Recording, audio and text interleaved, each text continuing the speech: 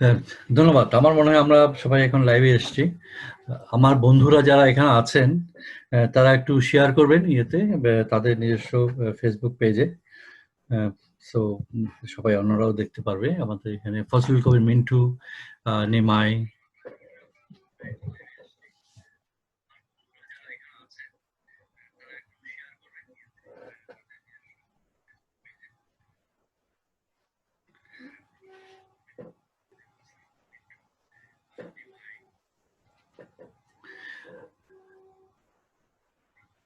একটু ইকো হচ্ছে কি আমার কথা, বা স্লো যাচ্ছে কি? ইটস ফাইন না? তো ঠিক আছে। তো আমাদের আজকের এই প্রোগ্রাম যারা দেখছে ফেসবুক লাইভে, তাদের সবাইকে আমি প্রগতির যাত্রীর পক্ষ থেকে শুভেচ্ছা জানাচ্ছি।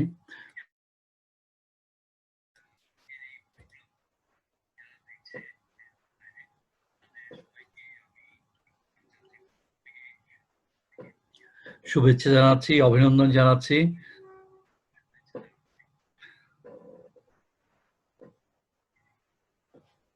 এই প্রোগ্রামটা পৃথিবীর বিভিন্ন প্রান্ত থেকে অনেকেই দেখছেন, আমেরিকা থেকে, ইংল্যান্ড থেকে। I am feeling some problem actually. আমি বুঝতে পারছি না কোথায় সমস্যাটা হচ্ছে। মানে বাকিরা সবাই যদি মিউট করে রাখে তাহলে আর ওই যেটা ফিডব্যাক হচ্ছে ওই ফিডব্যাকটা আসবে না। সবাইকে নিজের মাইকটা মিউট করতে হবে। সবারই মিউট করা আছে।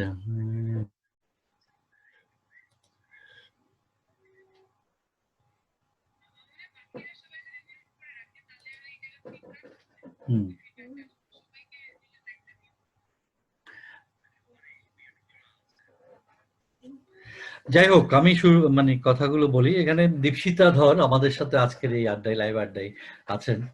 দীপশিতা, আমার মনে হয় দীপশিতা অনেক সেলিব্রিটি। অ্যাকচুয়ালি আমরা সেলিব্রিটি দেখি সিনেমায়, সেলিব্রিটি দেখি আমরা খেলায়।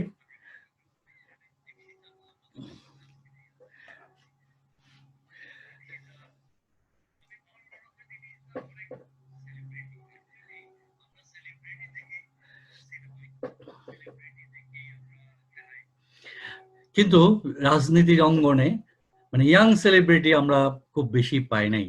আজকের দিনে, আজকের এই সময়টাতে, এই বছরটাতে আমরা দেখছি দীপশিতার যে ফেসবুকে কিংবা তার ইউটিউবে যে সমস্ত ইয়ে হচ্ছে,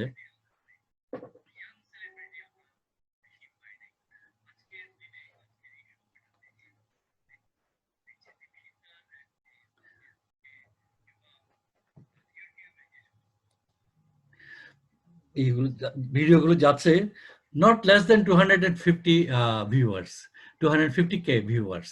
মানে প্রচুর ভিউ হচ্ছে এটা, এবং সবাই দেখছে, শুনছে, এবং লাইক দিচ্ছে, প্রশংসা করছে। So it's amazing to me. আমার কাছে খুবই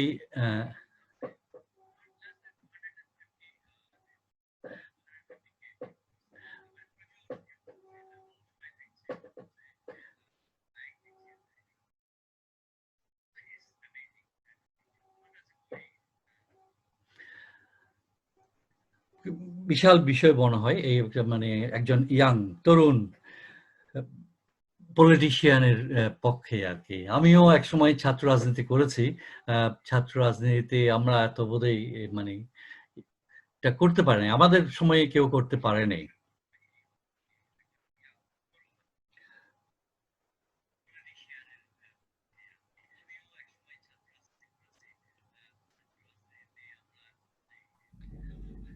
চিন্তাই করেনি।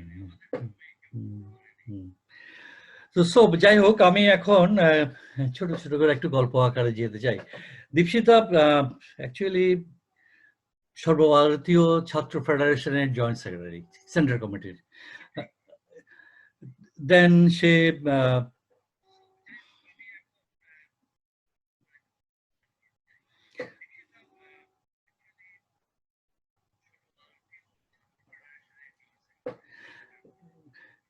এবং জেএনইউ এর পিএইচডি ছাত্রী, জেএনইউ জওহরলাল নেহরু ইউনিভার্সিটি। তারপর যেটা দেখি সে বালি যে কেন্দ্র, সেখান থেকে এবার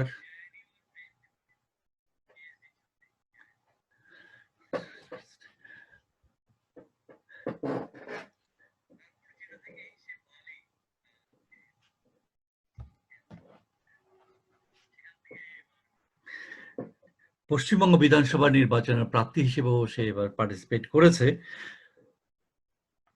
Besides this political and educational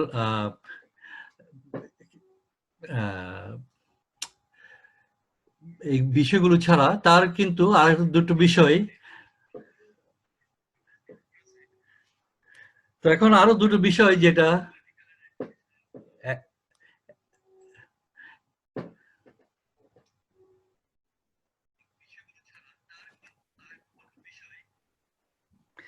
আমি যুক্ত করতে চাই। একটা হচ্ছে সে স্লোগান কন্যা, হাম দেখেঙ্গে আজাদি, এই স্লোগান নিয়ে দেখলাম ছাত্রদেরকে সে খুব এজিটেট করছে এবং সবাই তার সাথে স্লোগান ধরছে।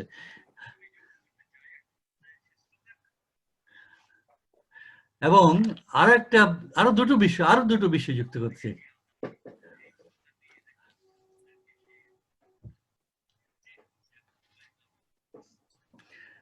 আর একটা হচ্ছে কৃষ্ণকলি গানের সাথে তার নৃত্য, সেটাও প্রচুর পপুলার।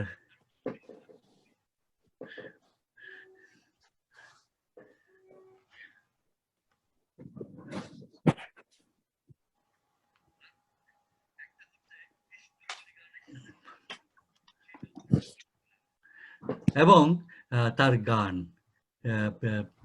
হে সামালো ধান হো কিংবা লালন গীতি, দুটোই খুবই মানে ইউটিউবে এখন খুব পপুলার। আমার মনে হয় এটা সবাই দেখছে, এটা ট্রল হচ্ছে, এটা এখনকার ভাষায় যেটা বলে।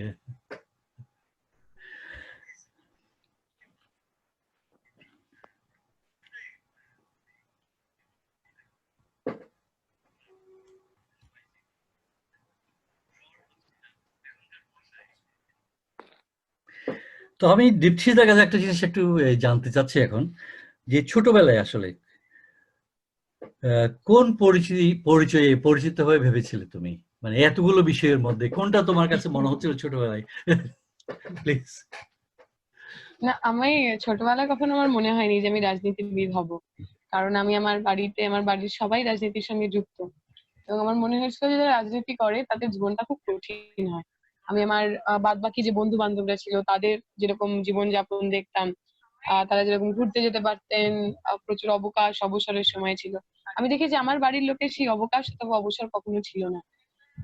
এবং বাদ বাকিরা সবাই যখন অর্থ উপার্জনের পিছনে ছুটতেন, মানে অনেকে তো ভাবতে পারেন যে এতটা সময় আমি কোনো একটা কাজে দিচ্ছি, তার আহ আহ, মানে তার এগেনস্টে বা ওই আমার যে কাজ, তার বিপরীতে আমি কি পাচ্ছি, তার বিনিময়ে আমি কি পাচ্ছি। তো অনেকের মনে হতো যে হয়তো বেশি সময় যদি আমি রাজনীতি দিই তাহলে আমার অর্থ উপার্জন করতে পারবো। কিন্তু আমি দেখেছি আমার বাড়ির লোকজন যারা রাজনীতি করতেন, তারা অর্থ উপার্জনের জন্য রাজনীতি করতেন না। তাই আমার ওই বয়সে আমি যখন আমার আশেপাশের লোকজনকে দেখতাম, আমার মনে হতো যে আমি অনেক কিছু জীবনে পাচ্ছি না। আমার ভালো খেলনা নেই, আমার ভালো জামা কাপড় নেই, আমি চাইলেই ভালো রেস্টুরেন্টে গিয়ে খাবার খেতে পারি না। ছোটবেলা থেকে আমাকে এটা বোঝানো হয়েছিল যে আমাদের সামর্থ্য, আমাদের সাধ্য সেটা কম, সেটা সীমিত। তাই আমার মনে হতো ছোটবেলায় যে আমি রাজনীতিবিদ হব না, কারণ তাহলে আমাকেও তো এতটাই ত্যাগ, এতটাই আত্মত্যাগের মধ্যে দিয়ে আমার ভবিষ্যৎটা গড়ে তুলতে হবে। আমি এত এত কষ্ট করতে পারবো না, তুচ্ছ সাধন আমার দ্বারা হবে না।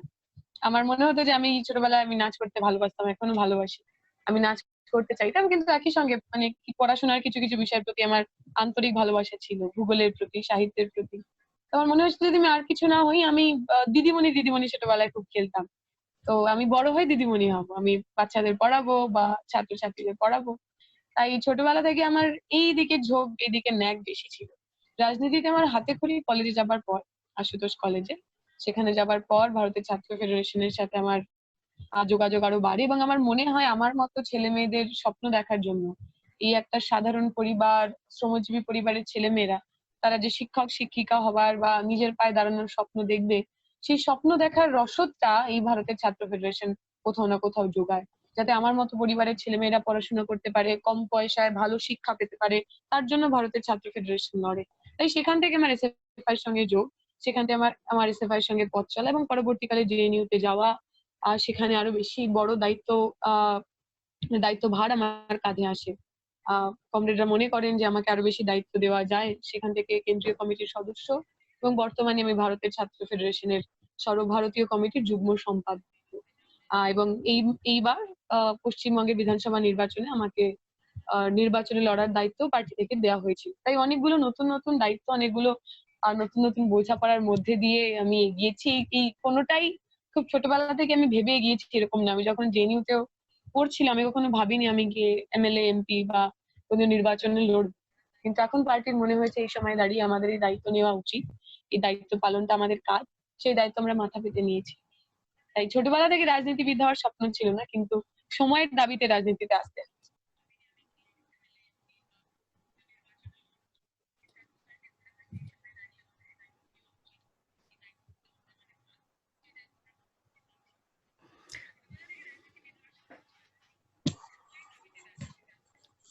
Thank you. বুঝতে পারলাম। কিন্তু আমি যতটুকু জানি যে তোমাদের তো পূর্ববঙ্গ থেকে আসা, তোমাদের পরিবার একদম সেই, তো পূর্ববঙ্গ থেকে বাড়ি তো বরিশাল ছিল খুব সম্ভবত। বরিশাল, বাইশালী গ্রাম। বরিশাল্লা, হ্যাঁ বরিশাল্লা।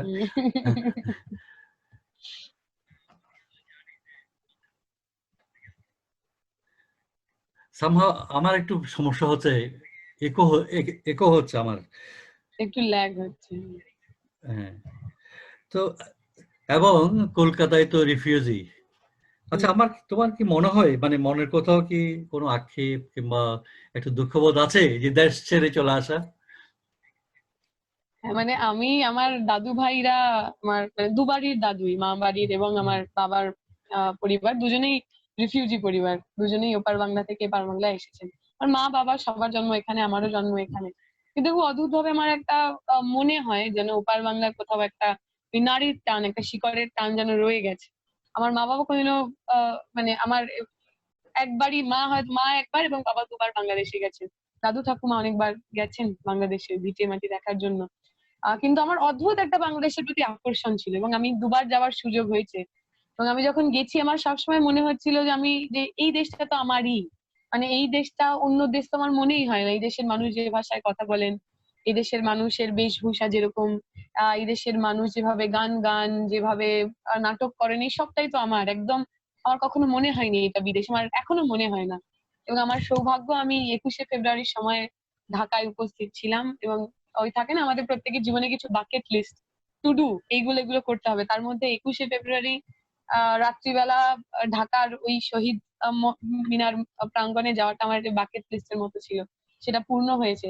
এবং এই যে আবেগ, একটা ভাষার জন্য যে এত আবেগ, একটা ভাষার জন্য যে এত আকুলি বিকুলি, তো আমি আর অন্য কোথাও, অন্য কোনো দেশে, অন্য কোনো রাজ্যে আমি পাইনি।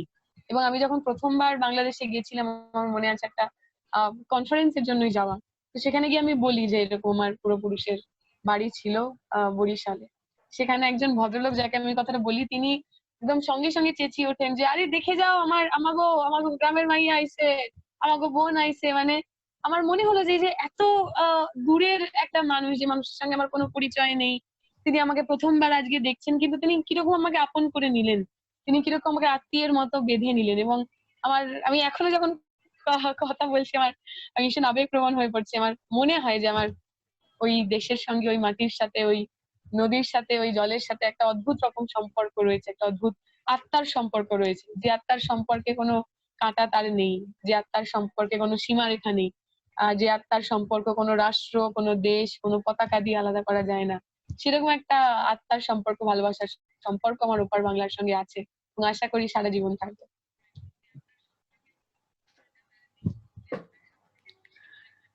আমাদের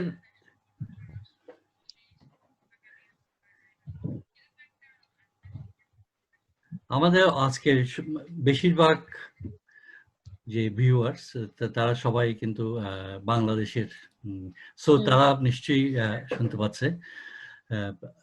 এখানে আরো নতুন কয়েকজন যুক্ত হয়েছে আমাদের সাথে, আমি একটু তাদের নামগুলো পড়ে নিই। ডক্টর সাইদ ইফতেখার আহমেদ, উনি আটলান্টা জর্জিয়াতে যুক্ত হয়েছেন। আচ্ছা।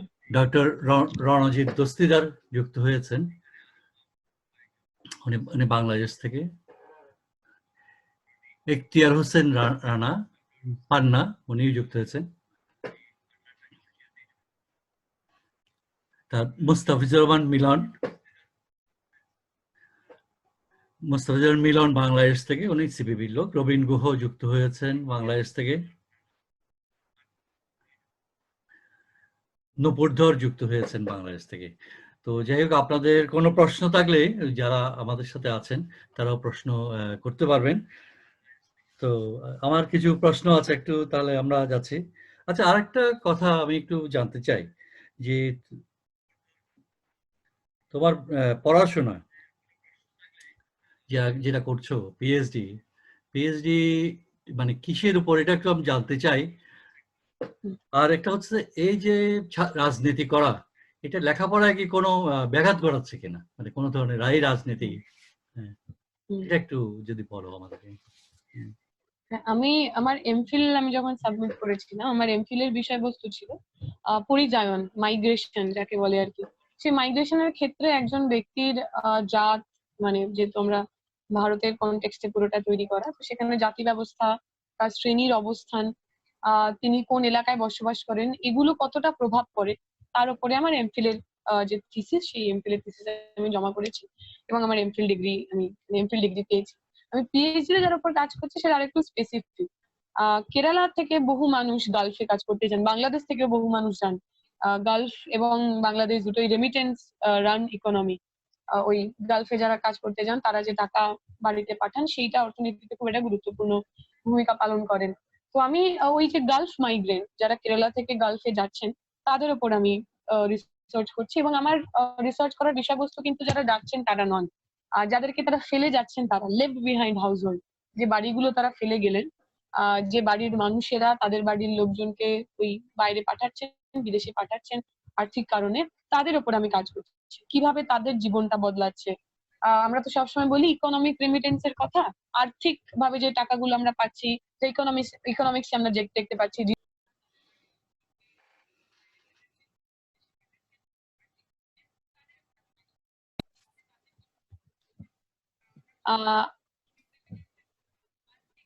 আমার একটা ফোন চলে এসে একটু সমস্যা হয়ে গেছে।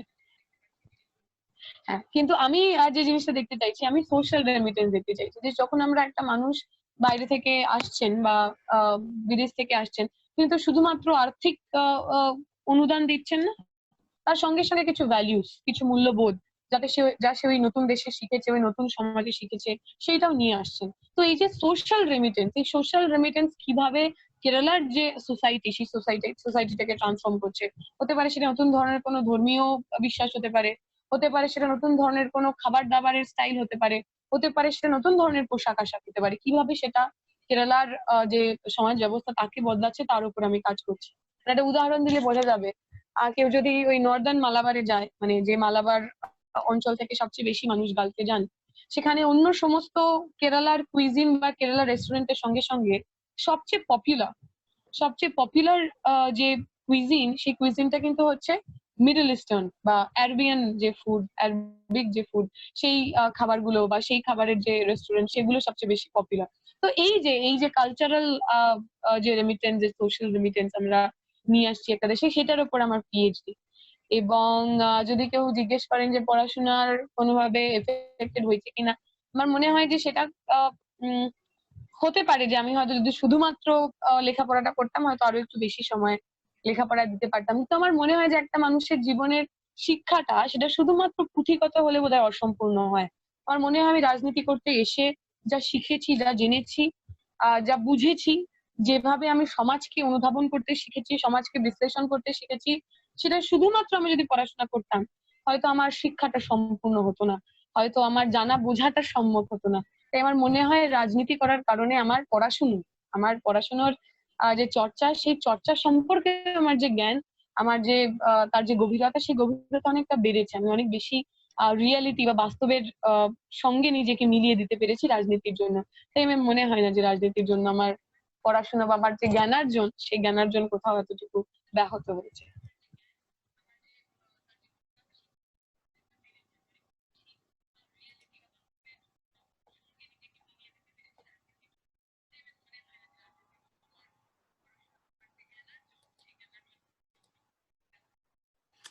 Right, thank you.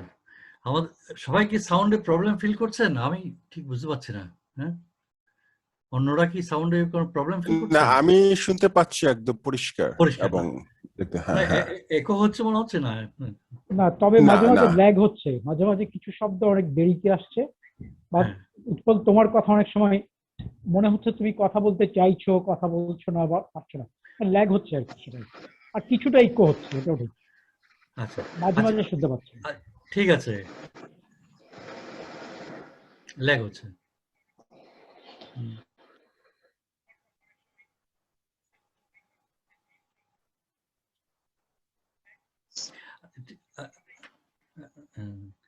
যাই হোক, আমি জানি না আজকে হঠাৎ করে এটা ইয়ে হলো।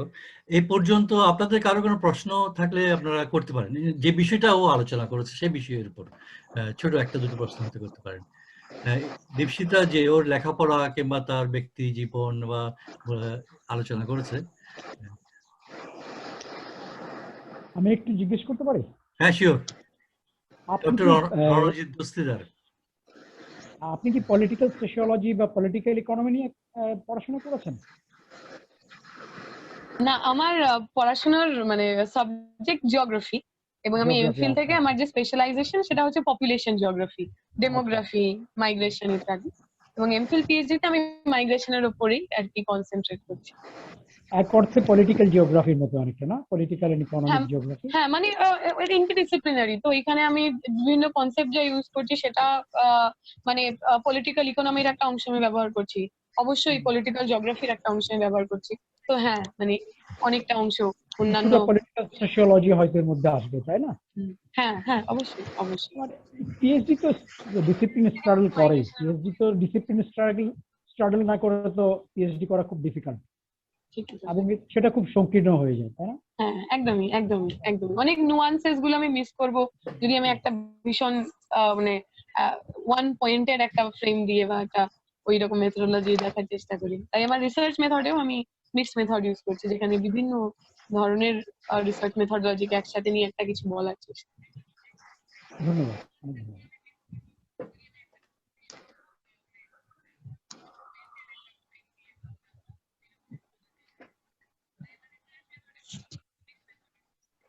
আমি একটা কথা মন্তব্য করি। আচ্ছা, আপনি যে বলছেন যে আপনি যে কালচারাল ডাইভার্সিটি দেখছেন influence by the middle eastern country, একটা ইন্টারেস্টিং ইনফ্লুয়েন্স হচ্ছে বাংলাদেশের সবাই বলে যে মহিলাদের পোশাক আশাকে একেবারে অদ্ভুতভাবে পরিবর্তন হয়েছে। You may want to look into that as well. আমি জানি না কেরালাতে সেটা হচ্ছে কিনা। একদম তাই, একদমই তাই। This is a very radical shift in culture, and that might be very interesting. Something to look at why that is going.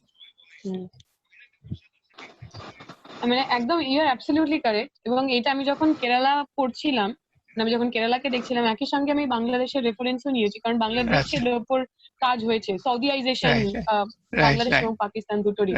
তার কারণ হচ্ছে পশ্চিমবঙ্গ, মানে আমি পশ্চিমবঙ্গ বলবো না, মানে বাংলা ভাষী যে মুসলমান মানুষ, একই সঙ্গে মালায়ালাম ভাষী যে মুসলমান মানুষ, দুজনেরই কিন্তু পোশাক আশাকটা ডিস্টিংক্ট ছিল উর্দু ভাষী মুসলমান মানুষদের তুলনায় ডিস্টিংক্ট। যেমন আমি যদি কেরালাতে দেখি, সেখানকার মুসলিম মহিলারা তারা ওই একটা লুঙ্গির মতো নিচে পরতেন, স্কার্টের মতো একটা পরতেন, উপরে একটা ব্লাউজের মতো একটু লম্বা আর কি, কোমরের নিচ পর্যন্ত ব্লাউজ থাকতো, এবং এটা সাদা কাপড় অথবা ওড়নার মতো মাথায় ঢাকা থাকতো। এটা ছিল ট্র্যাডিশনাল মাপিলা ওম্যান বা মুসলিম যে ওম্যান তাদের ড্রেস। কিন্তু এখন যদি আমরা যাই, এখন বেশিরভাগ এবং পার্টিকুলারলি যারা একটুখানি মোবিলিটি পেয়েছেন, আপার ক্লাস মিডল ক্লাস যে মুসলিমরা, যাদের মধ্যে অনেকে হয়তো গালফে গেছেন, অনেকে যাননি, সেই মহিলারা যে পোশাক পরছেন সেখানে কিন্তু আবায়া, বোরখা, হিজাব, এইগুলোর একটা ভীষণ রকম ডমিনেন্স, এবং তাদের কোথাও না মনে তারা একটা ট্রেন্ড ফলো করছেন। তারা গেছেন গালফে, দেখেছেন যে ওইখানকার যারা এগিয়ে তারা মহিলারা তারা ওরকম পোশাক পরেন, সুতরাং সেই ড্রেসটাকে বা সেই ট্রেন্ডটাকে, সেই ফ্যাশনটাকে তারা এখানে নিয়ে এসছেন। এবং যেটা আমি বাংলাদেশেও দেখেছি, বাংলাদেশে একই কথা আমার ওইখানে যখন কথা হয়েছে, কারণ বাংলাদেশের মহিলারা তিনি ধর্ম নির্বিশেষে শাড়ি পরেন, শাড়ি পরতে ভালোবাসেন, সুন্দর রঙিন শাড়ি পরেন, কিন্তু সেখানেও এখন এই আবায়া, হিজাব এবং বোরখা পরার একটা প্রচলন শুরু হয়েছে। পশ্চিমবঙ্গেরও কিছু কিছু জায়গায় এই সিমিলার কাইন্ড অফ চেঞ্জেস আমরা দেখতে পেয়েছি, এবং এইখানে বোধহয় 3টে জায়গাকে আমরা একটা সূত্রে বাঁধতে পারি, মানে যেটা আপনি বলছিলেন Right. And most peculiarity is young women. I cannot women. remember Bangladesh Dhaka University গেলে after পুরনো ঢাকা ইউনিভার্সিটির ছবি যদি কম্পেয়ার করেন আজকাল it's for a different it has come up. This is quite interesting. এবং আমি কিছু কিছু সার্ভে দেখেছি যে বলেছে যে তাদের প্রশ্ন করা হচ্ছে why are you doing this? They will like it. It's not because anybody is imposing on us. True. This is a very interesting cultural shift that is taking place. And it's somewhat disturbing to my taste, but that's a separate issue. আচ্ছা, আমি কি একটু প্রশ্ন করতে পারি? হ্যাঁ, সেটা হচ্ছে আপনি খুব চমৎকার কাজ করছেন এবং খুব একটা জিনিস আমার খুব ভালো লেগেছে, নিউ টার্ম মনে হলো যে social remittance and cultural remittance, এই দুটো টার্ম একেবারে আমরা সাধারণত ইকোনমিক রেমিটেন্সের সাথে পরিচিত আর কি। তো আমি ওইদিকে যাচ্ছি না। তো আমি আপনার অন্যদের আলোচনা শুনতে শুনতে আমার মাথায় যে জিনিসটা কাজ করছিল সেটা হচ্ছে যে একটা জিনিস আপনি বলছিলেন বা বাংলাদেশও মহসিন ভাই যেটা বললো যে স্টাডিতে বা আমরা মানে কমন সাধারণ অবজারভেশনে দেখা যাচ্ছে যে আপনার যে এই যে মধ্যপ্রাচ্যে যাচ্ছে তার যে একটা কালচারাল যে আমদানি হয়ে চলে আসছে এবং খুব দ্রুত সেটার সাথে বাংলার মানে নারী সমাজ অ্যাডাপ্ট করে নিতে পারছে এবং এটা খুব মানে অ্যাডাপ্ট করতে খুব সমস্যা হচ্ছে, খুব দ্রুত একটা ট্রান্সফরমেশন আমরা গত 2 দশকে দেখেছি। কিন্তু যে প্রশ্নটা হচ্ছে এই জায়গাতে যে আপনার এই অ্যাডাপ্টেশন কারণটা কি পরিবর্তনের আর কি? হ্যাঁ, সেটা হচ্ছে যেমন ধরুন যে একটা বিপুল সংখ্যক মুসলিম জনগোষ্ঠী কিন্তু এখন ইউরোপে, আফ্রিকাতে, ল্যাটিন আমেরিকাতে, আমেরিকাতে, কানাডাতে কাজ করছে। হ্যাঁ, এবং এখানকার যে সংস্কৃতিটা বা পোশাকের সংস্কৃতি এইটা কিন্তু আমাদের বাংলার নারী মুসলিম নারী সমাজ কিন্তু অত দ্রুত নিচ্ছে না। ওই পরিবর্তনটার সাথে সে কিন্তু নিজেকে একাত্ম বোধ করছে না। সে কিন্তু মধ্যপ্রাচ্যের সাথে খুব দ্রুত একেবারে খুব সময় লাগছে না। হ্যাঁ, তো এই জায়গাটাও বোধহয় একটু আমাদের মানে চিন্তা ভাবনা করবার জায়গা রয়েছে কিনা, ধর্মের কোনো ব্যাপার রয়েছে কিনা, বা এই সংস্কৃতির যে আপনার রুটে অলরেডি রুটেড হয়ে আছে কিনা, যার ফলে আপনার ওখানে যখন গেল তাড়াতাড়ি চলে আসলো। কিন্তু আমি দেখছি কি যে বিপুল সংখ্যক মানে মুসলিম নারী সমাজ যখন মার্কিন যুক্তরাষ্ট্রে আসছে, এদের আবার একটা অংশ যারা বাংলাদেশি হিজাব নিকাব বোরকা পরে এরা কিন্তু এসে আবার এখানে সে হিজাব নিকাব বোরকাতে চলে যাচ্ছে, যে তখন তারা বলছে এটা হচ্ছে কালচারাল রেজিস্ট্যান্স, আমি সে ওয়েস্টার্ন সংস্কৃতিকে নেব না, তার বিরুদ্ধে আমার প্রতিবাদ, তার বিরুদ্ধে আমার কালচারাল আইডেন্টিটিকে আপনার সামনে রাখার একটা ব্যাপার। তো আমার মনে হয় যে এই জিনিসটা নিয়ে একটু আমরা চিন্তা ভাবনা বোধহয় করতে পারি আর কি, যে মধ্যপ্রাচ্যের সংস্কৃতির সাথে আমার এত একাত্মতা কেন, তার প্রতি আমার আকর্ষণটা কেন। হ্যাঁ, কিন্তু ওইদিকে ধরুন যে আপনার পশ্চিমা জগৎ বা গণচীন বা ওইদিকে কিন্তু আমরা দেখছি না আর কি। But you are doing real wonderful work. I like your I want to ideas. make a comment. Yes. I have a personal sort of a doubt about the so-called the origin of the interest in among themselves. Look, আমাদের সমস্ত পরিবারগুলো male dominant, and they in a way a reflection of the dominant culture being the culture of the dominant class in the family is the same in the dominant figures as the male figure, and and in general you see the men tend to be more conservative, particularly in the immigrant community. They have somehow the nostalgia of the country, and somehow they always plan to go back, which never they do. But I think they determine the attitude of the women in the family, and many of them I think persuade them or sort of convince them that they should be following the traditional Islamic sort of what they consider to be Islamic culture. I think that in situations where women have more freedom, they don't. I can tell you about my family. My daughter, she doesn't listen to what I say. She always had the freedom to do what she does. She lives her home life, and so that because we don't impose those values. They're intelligent enough to do this. But I don't think that exists in many. So this is part of the reason that another way of seeing that Muslim families in particular are very strict about the daughters when they're dating in this country. This is a common practice in this country. But in most families, I've heard criticism from what do you do about the daughter? They all go on dates like the other kids. And so this is a reflection of the conservatism in the family. And I think it translates in other issues also. So I'm slightly doubtful about the spontaneous affinity of the women towards the Middle Eastern culture. I'm not quite sure it's all very true or not. Anyway. I think there is a larger context. মানে যদি আমরা পোশাক আশাক অথবা কালচারকে তো আমরা কখনোই state এবং মার্কেট থেকে সেপারেট করে দেখতে পারি না? এটা তো সত্যি ঘটনা that for last couple of years there is this conscious effort to create a an ideal Muslim and a modernized Muslim image.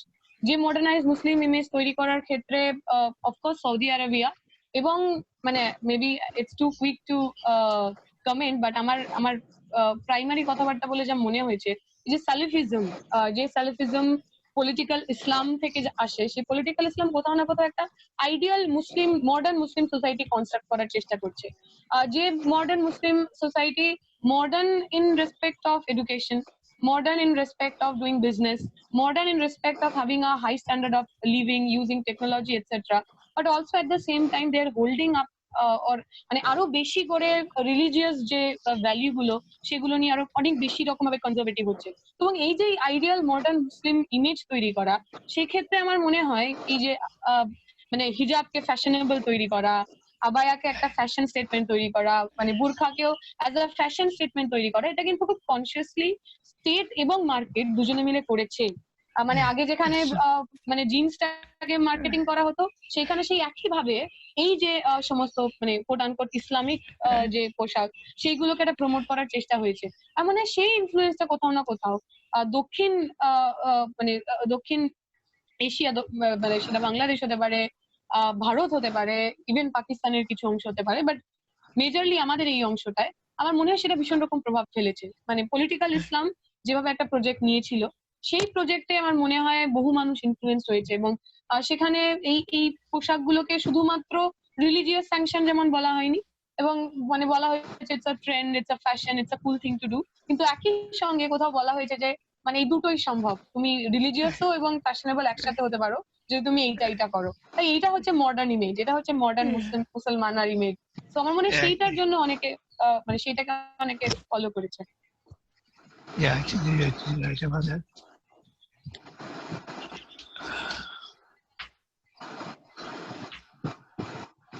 Maybe there's a glass of water in this. ধন্যবাদ। আমার মনে হয় এটা একটা আলাদা সাবজেক্ট, এটা নিয়ে আমরা আলাদাভাবে আলোচনা করতে পারি অন্য এক সময়ে। তো আমরা একটু ইন্টারেস্টেড এবার একটু আসি পশ্চিমবঙ্গের নির্বাচনের দিকে, যেটা আমাদের বাংলাদেশের বিশেষ করে বামপন্থীরা এবং অন্যরাও তাকিয়েছিলেন। আমরা যারা বাইরে থাকি, বাংলাদেশের লোক, তারাও কিন্তু পশ্চিমবঙ্গের নির্বাচনের দিকে আমরা তাকিয়েছিলাম। তো আবার যে এখানে প্রথম যে এটা প্রশ্ন আর কি, এবার বিধানসভা নির্বাচনে দীপশিতা একজন তরুণ বামপন্থী কর্মী হিসেবে নির্বাচন করেছে 2021-এ। তো একজন তরুণ হিসেবে নির্বাচন করতে গিয়ে কি ধরনের চ্যালেঞ্জের সম্মুখীন হয়েছে সে? আদৌ হয়েছে কিনা, কোনো চ্যালেঞ্জ ছিল কিনা তার সামনে? চ্যালেঞ্জ তো ছিল, কারণ এবারের যে নির্বাচন হয়েছে সেই নির্বাচনটা তো একটা ভয়ঙ্কর মেরুকরণের নির্বাচন হয়েছে। বহু মানুষের মনে হয়েছিল বিজেপির মতো একটা সাম্প্রদায়িক ফ্যাসিস্ট দলকে রুখতে হবে, যেন তেন প্রকারে রুখতে হবে। তার জন্য বিভিন্ন ক্ষেত্রে তৃণমূলের সঙ্গে রাজনৈতিক বোঝাপড়া এক না হলেও বিভিন্ন ক্ষেত্রে তৃণমূলের উপর অনেক রাগ, অনেক অভিমান থাকা সত্ত্বেও তাদের মনে হয়েছিল যে এইবার আমরা এমন একজন কাউকে ভোট দেব যে বিজেপিকে রুখতে পারবে। একই সঙ্গে পশ্চিমবঙ্গের মধ্যে বহু মানুষ যারা তৃণমূলের অত্যাচারে অতিষ্ঠ হয়েছিলেন, তারা ভেবেছিলেন যেন তেন প্রকারে তৃণমূলকে উৎখাত করতে হবে। তার জন্য যদি সাম্প্রদায়িক বিজেপিকেও কিছু দিনের জন্য আমাদের ভোট দিতে হয় আমরা দেবো, কিন্তু তৃণমূলকে সরাতে হবে। এরকম একটা ভয়ঙ্কর বাইনারি, এরকম একটা ভয়ঙ্কর পোলারাইজেশন মেরুকরণের মধ্যে বামপন্থীদের বা যে কোনো ধর্মনিরপেক্ষ শক্তিকে যদি নিজেকে প্লেস করতে হয়, আর সেটা খুব কঠিন ছিল। আর তৃতীয় ফ্রন্ট তৈরি করা এরকম একটা মেরুকরণের মধ্যে আমরা সেই কঠিন কাজটাই নিয়েছিলাম। তাই প্রাইমারিলি যে চ্যালেঞ্জটা আমরা ফেস করেছি that is political, to convince people about our political position, যে এইরকম বাইনারি থাকা সত্ত্বেও আপনি তৃণমূলের বিরোধী হয়ে আপনি কেন কেন্দ্রে বসে থাকা আমাদের চেয়ে বেশি শক্তিশালী বিজেপিকে ভোট করবেন না, আপনি বিজেপি বিরোধী হয়ে কেন আপনি পশ্চিমবঙ্গের রাজ্যে বসে থাকা আমাদের চেয়ে বেশি শক্তিশালী তৃণমূলকে ভোট করবেন না, আমাদের ভোট করবেন। আমরা তৃণমূল বিরোধী বিজেপি বিরোধী দুটো ভোটেরই একটা অংশ আমাদের দিকে আনতে চেয়েছিলাম, যেটা কঠিন ছিল। সেইটা ছিল আমাদের প্রাইমারি চ্যালেঞ্জ। কিন্তু নির্বাচনের সময় মানুষের কাছ থেকে আমরা কোনো চ্যালেঞ্জ পাইনি, বরং মানুষ যে ভালোবাসা, যে আদর, যে আশীর্বাদে আমাদের ভরিয়ে দিয়েছেন, সেটা হয়তো আমি সারা জীবন আমার লড়াইয়ের, আমার আন্দোলনের পাথেও হয়ে থাকবে। আর যেভাবে তারা আমাকে আপন করে নিয়েছেন, আমি এই অঞ্চলের মানে যে অঞ্চলে আমি কন্টেস্ট করেছি বা নির্বাচনে লড়েছি, আমার সেই অঞ্চলে জন্ম হলেও বিগত 7 বছর থেকে তো আমি এখানকার বাসিন্দা নই, আমি দিল্লিতে থাকি। তার আগে আমার যে রাজনৈতিক কর্মকাণ্ড সেটা কলকাতাতে, কলকাতার আশুতোষ কলেজে। ফলে অনেকটা দিন তো রাজনৈতিক মানে এখানকার যে রাজনৈতিক কর্মকাণ্ড তার সঙ্গে আমি জড়িত ছিলাম না, কিন্তু যেভাবে এখানকার কমরেডরা সাথীরা আমাকে আপন করে নিলেন, প্রতি সময় সঙ্গে থাকলেন, আমার মনে হয়েছিল যে আমরা সবাই যদি সঙ্গে থাকতে কোনো চ্যালেঞ্জ আমাদের একটু কাবু করতে পারবে না। ইন্টারাপ্ট করি হুম। এই কারণে, এটা একটা বড় অ্যারেনাতে দেখা হচ্ছে নির্বাচনটাকে। হুম। কিন্তু আমি জানতে চাচ্ছি, একজন তরুণ, তুমি পুচকে মেয়ে, তুমি কি নির্বাচন করবা? তুমি একটা ছোট্ট মাত্র ইউনিভার্সিটি পড়ো, এই ধরনের কোনো চ্যালেঞ্জ কি এসছে কিনা যে একজন তরুণ হিসেবে? অনেকে বলেছেন, বলেননি এরকম নয়। যেমন এই আমরা কালকে একজনের বাড়িতে গেছিলাম, তিনি আমাদের অর্থ সাহায্য করেছেন। তিনিও বাংলাদেশের লোক, ঢাকার বিক্রমপুরের লোক। তো তিনি বলছিলেন যে আমরা তো চেষ্টা করেছি, কিন্তু কেউ কেউ যারা বয়স্ক লোক তারা বলছিল এই সেম লিডারে কি করে আমরা ভোট দেবো, এ তো বয়সই হয়নি এখনো, তো এত কম বয়সী। তোমার মনে হয় সেটা তো একটা ইমাজিনেশন, একটা পারসেপশন তো লোকের থাকে, রাজনীতিবিদ হিসাবে তারা আরেকটুখানি বয়স্ক মানুষকে, আরেকটু ম্যাচিওর মানুষকে দেখতে অভ্যস্ত। কিন্তু আমার মনে হয় না যে সেই আমার বয়সটা এখানে চ্যালেঞ্জ ছিল, বরং আমি বলবো যে আমাদের কম বয়সী হওয়াটা আমাদের জন্য গুণ ছিল, আমাদের সাহায্য করেছে। একটা তো বড় ক্রিটিসিজম পশ্চিমবঙ্গের বামপন্থীদের বিরুদ্ধে ছিল যে নতুন মুখ কোথায়, বামপন্থীদের সব মুখ ওই সাদা চুলের বুড়ো লোকেরা। এবং আমরা আমাদের মিটিং মিছিলেও দেখতাম ইয়াং ছেলে মেয়ে বা এই আমার প্রজন্মের ছেলে মেয়েদের সংখ্যাটা অংশগ্রহণকারীর হিসাবে অনেক কম হতো। কিন্তু এইবার যখন নির্বাচনে আমরা গেলাম, মানে আমি সত্যি কথা বলছি, মনে হলো যৌবনের ঢল নেমেছে। যেভাবে ছাত্র যুব আমার প্রজন্মের আমার বয়সের ছেলেমেয়েরা আমাদের প্রচারে নামলেন, এগিয়ে এলেন, আমাদের এটা সত্যি খুব আশার। তাই নিশ্চয়ই এইবারের নির্বাচনটা আমাদের জন্য খুব একটা আশাব্যঞ্জক হয়নি, আমরা হেরেছি। কিন্তু এই নির্বাচনের মধ্যে দিয়ে বহু নতুন ছেলে মেয়ে, বহু তাজা প্রাণ, বহু মানে এই প্রজন্মের ছেলেমেয়েরা আমাদের সঙ্গে এসেছেন, যেটাকে আমাদের নার্চার করতে হবে, যেটাকে আমাদের শিখিয়ে পড়িয়ে এই এই আন্দোলন সংগ্রামের আঁচে সুন্দর করে তারা যাতে আগামী দিনের সৈনিক হতে পারেন, আগামী দিনের কমরেড হতে পারেন, সেই কাজটা আমাদের করে যেতে হবে। তাই আমার মনে হয় এখানে আমার কম বয়সী হওয়াটা, কিছু মানুষ হয়তো একটু ভুরু কুঁচকেছেন যে এটা বড্ড বাচ্চা মেয়ে, এইটুকু ছোট মেয়েকে কি ভোট দেবো। কিন্তু তার চেয়ে বহু মানুষের মনে হয়েছে, বেশি মানুষের মনে হয়েছে যে তো আমার প্রজন্মের প্রতিনিধি, এ তো আমার দুঃখের, আমার যন্ত্রণার, আমার অভিমানের, আমার রাগের কথাগুলো বুঝবে। তাই আমার মনে হয় আমাদের কম বয়সী হওয়াটা আমার এই নির্বাচনে এবং আগামী নির্বাচনে আমাদের জন্য লাভই হবে, আমাদের জন্য ভালো হবে।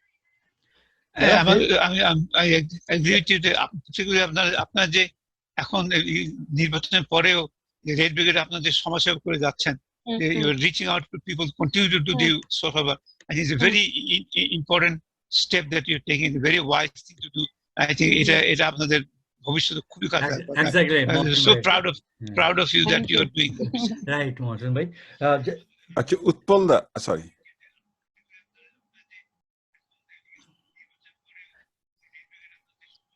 তো আমি একটু ফেসবুকে যারা দেখছে তাদেরকে একটু বলতে চাই, অনুরোধ করতে চাই, আপনাদের কোনো প্রশ্ন থাকলে আপনারা ফেসবুকে প্রশ্ন করতে পারেন এবং আমরা সেটা দীপশিতার সামনে নিয়ে আসবো।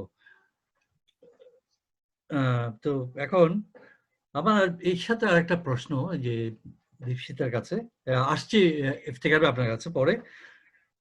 অনেকেই মনে করছেন যে এবার যারা তরুণ নির্বাচনে প্রার্থী করছে, দীপশিতার কথাই বলি কিংবা মীনাক্ষীর কথা বলি, তাদেরকে এমন সব আসনে নির্বাচন করতে হয়েছে যেগুলো হচ্ছে জাদ্রেল বিরোধী পক্ষের, এবং বালিতেও যে ভদ্রমহিলা নির্বাচন করেছেন সে অনেক টাকা পয়সা কিংবা ইয়ে থেকে অনেক বেশি, আর মীনাক্ষী তো খোদ মুখ্যমন্ত্রীর বিরুদ্ধেই নির্বাচন করেছে। তো এটা কি এভাবে পার্টি এই সিদ্ধান্তটা কি ঠিক হলো মনে করছেন, বা কি এটা তাদেরকে কি লো হ্যাঙ্গিং একটা ফ্রুটস আমরা যেটা বলে থাকি সেই জায়গায় দিলে কি তারা নির্বাচন জিতে আসতে পারতো না? তাহলে এটা কি অনেক ভালো হতো না, নাকি তাকে ইচ্ছে করে একটা কঠিন মাটিতে ঠেলে দেওয়া হলো? আমার মনে হয় যে মানে ওই রকম ভাবে না, এইবার অন্তত মানে সেফ সিট বলে কিছু ছিল না। কারণ আমাদের এই সময় আমাদের এই প্রজন্মের আরো একজন ক্যান্ডিডেট ঐশী যে সিট থেকে লড়ছিল জামুরিয়া, সেই সিটটা আমরা বিগত 45 বছর ধরে জিতছি। মানে তার চেয়ে বেশি স্ট্রং সিট বা তার চেয়ে বেশি নিরাপদ সিট তো আর কিছু হতে পারে না। কিন্তু সেই জামুরিয়া সিটেও কিন্তু আমাদের জামানত বাজেয়াপ্ত হয়েছে আর কি, জামানত পর্যন্ত আমরা বাঁচাতে পারিনি। তাই আমার মনে হয় না যে ওই সেফ সিটে লড়লে আমরা জিতে যেতে পারতাম বা এরকম কিছু। কিন্তু আমি বলবো যে হতে পারে ওই অনেকে বলছিলেন যে মীনাক্ষীদিকে বাঘের মুখে ঠেলে দেওয়া হয়েছে, কিন্তু আমি বলবো যে ওই বাঘের মুখে সামনে দাঁড়িয়ে লড়াই করার মতো যোগ্যতা মীনাক্ষী মুখার্জির আছে, এবং সেটা মীনাক্ষীদি প্রমাণ করেছে। জীবনের প্রথম নির্বাচন, তার বিপরীতে মমতা ব্যানার্জি, তার বিপরীতে শুভেন্দু অধিকারী, দুজনেই মানে অপরাধের দিক থেকে অনেক হেভি ওয়েট। তো সেই হেভি ওয়েটের সামনে যেভাবে মীনাক্ষীদি এবং ওই অঞ্চলের যে কমরেডরা, নন্দীগ্রামের মানুষ যারা এতদিন ধরে অত্যাচারিত হয়েছেন, ঘর ছাড়া থেকেছেন, বাড়ি জ্বলেছে, যেভাবে কালেকটিভলি একসাথে তারা এক কাজ করেছেন এবং ওইখানে লড়াইটা দিয়েছেন, এই লড়াইটা তো মানে কুর্নিশযোগ্য। তাই আমার মনে হয় না আমাদের বাঘের মুখে ফেলে দেওয়া হয়েছে বা আমাদের কঠিন সিটে দেওয়া হয়েছে বলে সেটা নিয়ে আমাদের আফসোস করা উচিত, কান্নাকাটি করা উচিত। বরং আমরা প্রথম দিন থেকেই সবচেয়ে কঠিন মাটিতে দাঁড়িয়ে লড়াইটা শিখছি। এর পরের মাটিগুলো তো সহজ হবে, এই কঠিন মাটিগুলোও সহজ হবে। নন্দীগ্রামেও আমরা নিশ্চয়ই একদিন জিতবো, বালিতে তো আমরা অবশ্যই জিতবো। এ নিয়ে এতটুকু আমাদের হতাশা নিরাশার জায়গা। ধন্যবাদ। সাইদ ইফতিখার ভাই, আপনি কিছু বলতে যাচ্ছিলেন? সাইদ ইফতিখার আহমেদ। আমি হয়তো একটু তাত্ত্বিক দিকে চলে যাচ্ছি, কিন্তু এখন যেটা হচ্ছে যে আমি যেটা দেখলাম আর কি, যে মানে পশ্চিমবাংলা নির্বাচনে সিপিএম এর টোটাল ভোট বোধহয় 4.5% মতো হয়েছে, এবং পুরো বাম ফ্রন্ট বোধহয় 5% মোটামুটি এসছে আর কি। হ্যাঁ, আমরা যারা বাংলাদেশের মানুষ যারা একটু বাম চিন্তা করি, পশ্চিম বাংলা সম্পর্কে কিন্তু আমাদের সবসময় একটা বিশাল একটা আশার জায়গা ছিল আর কি, দীর্ঘদিনের বাম শাসন। এবং এখান থেকে আমাদের পশ্চিম বাংলা নির্বাচনে একদম 0 আসনে নেমে আসে, এটা একটা খুব একটা অস্বাভাবিক একটা ঘটনা, অন্তত বাইরে থেকে মনে হয় আর কি।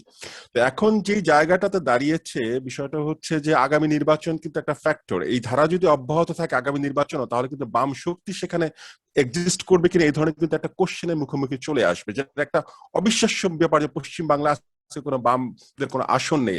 হ্যাঁ, তো আমার কাছে যেটা আর কয়েকটা জিনিস মনে হয়েছে, যে দুটো প্রশ্ন এখানে, প্রশ্ন ঠিক না, দুটো অবজারভেশন। যেমন ধরুন যে আপনি তো জানেন যে যে এখন অনেকে বলছে যে 60-এর দশকে যে সোভিয়েত চায়নাকে কেন্দ্র করে কমিউনিস্ট পার্টির ভাঙনটা ছিল একটা বিশাল ঐতিহাসিক ভুল আর কি, এখন অনেকে সেই রিয়েলাইজ করছে আর কি। হ্যাঁ, তো আমার যেটা মনে হচ্ছে যে সিপিআইএম এবং সিপিআই দুটো রাজনৈতিক দলের মধ্যে কিন্তু আজকে পার্থক্যের জায়গাটা খুঁজে পাওয়া খুব মুশকিল। হ্যাঁ, এবং একই সাথে হ্যাঁ, ওই যে আপনার সিপিআইএমএল যেটা লিবারেশন যেটা গ্রুপ, যেটা আপনার বিহারে ভালো করলো, মোটামুটি তো আমরা সব একই ধরনের চিন্তা করি।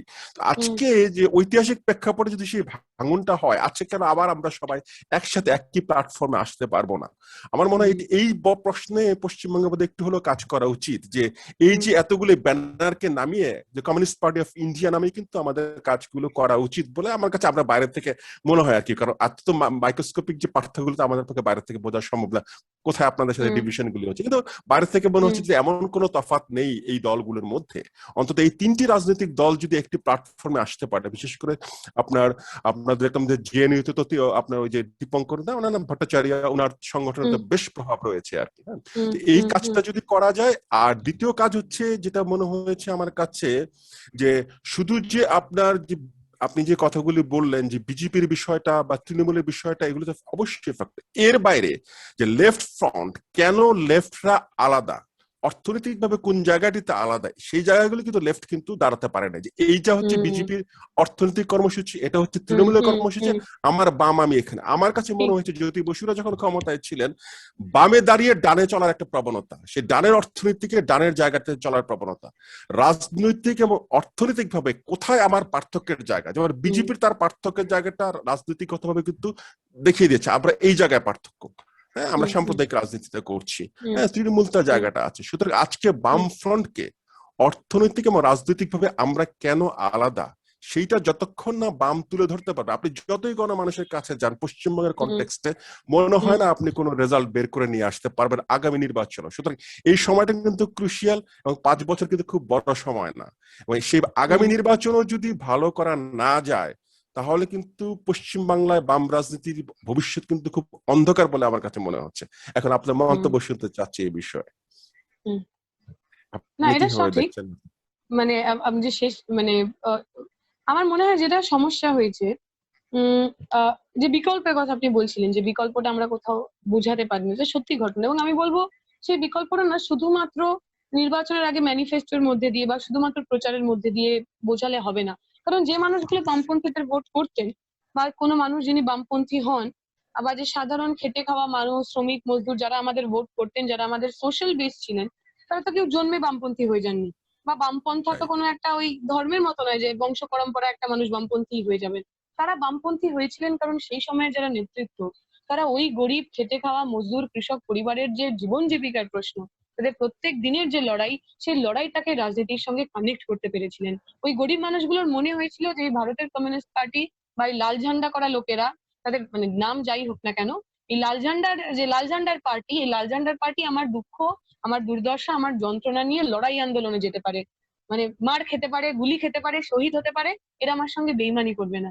আমার মনে হয় যে সমস্যাটা আমরা পশ্চিমবঙ্গে ফেস করেছি, যে কারণে এই এত কিছুর পরেও আমরা শূন্য হয়ে গেলাম, তার মেজর কারণ পোলারাইজেশন তো অবশ্যই, বাট তার চেয়েও বড় কারণ বিগত 10 বছরে আমরা এরকম কোনো আন্দোলন সংগঠিত করতে পারিনি, যে আন্দোলনের মধ্যে দিয়ে, যে লং টার্ম আন্দোলনের মধ্যে দিয়ে আমরা তৃণমূল সরকার কিভাবে গরিব মানুষ বিরোধী, কিভাবে খেটে খাওয়া মানুষ বিরোধী, সেই যে তার যে চেহারাটা, সেই চেহারাটাকে আমরা বেআব্রু করতে পারি।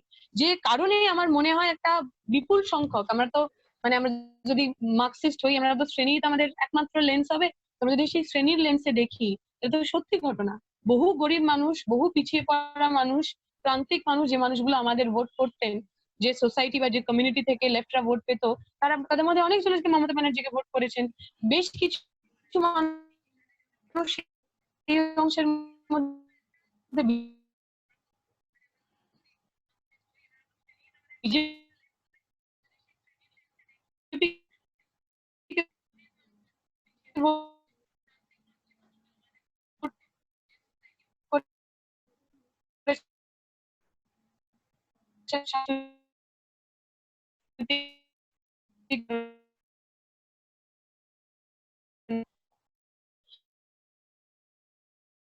সাধারণ মানুষকে বোঝাতে পেরেছিলাম, আমরা সাধারণ মানুষকে এটা বুঝিয়ে দিতে পেরেছিলাম যে আপনার ধর্ম, আপনার সাংস্কৃতিক পরিচয়, আপনার ভগবান, এগুলো আপনার রাজনীতি ঠিক করবে না।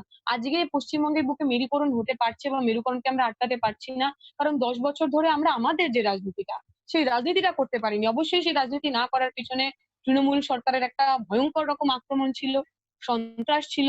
প্রায় 150 মানুষ বিগত 10 বছরে মারা গেছেন, হাজার হাজার মানুষ ঘর ছাড়া, কয়েক লাখ মানুষের বিরুদ্ধে মিথ্যে কেস। ফলে আমাদের সংগঠনের যে কাঠামোটা ছিল, সংগঠনের কাঠামোটা অনেক রকম ভাবে ক্ষতিগ্রস্ত হয়েছে। এবং একই সঙ্গে এটা তো একটা মানে আমি ওই আত্মসমালোচনার জায়গা থেকে বলবো, 34 বছর ধরে আমরা সরকারে ছিলাম। ফলে যারা নেতৃত্বে এসছেন বিগত বছরগুলোতে, তারা তো আসলে সরকারি দলের নেতৃত্বে এসছেন।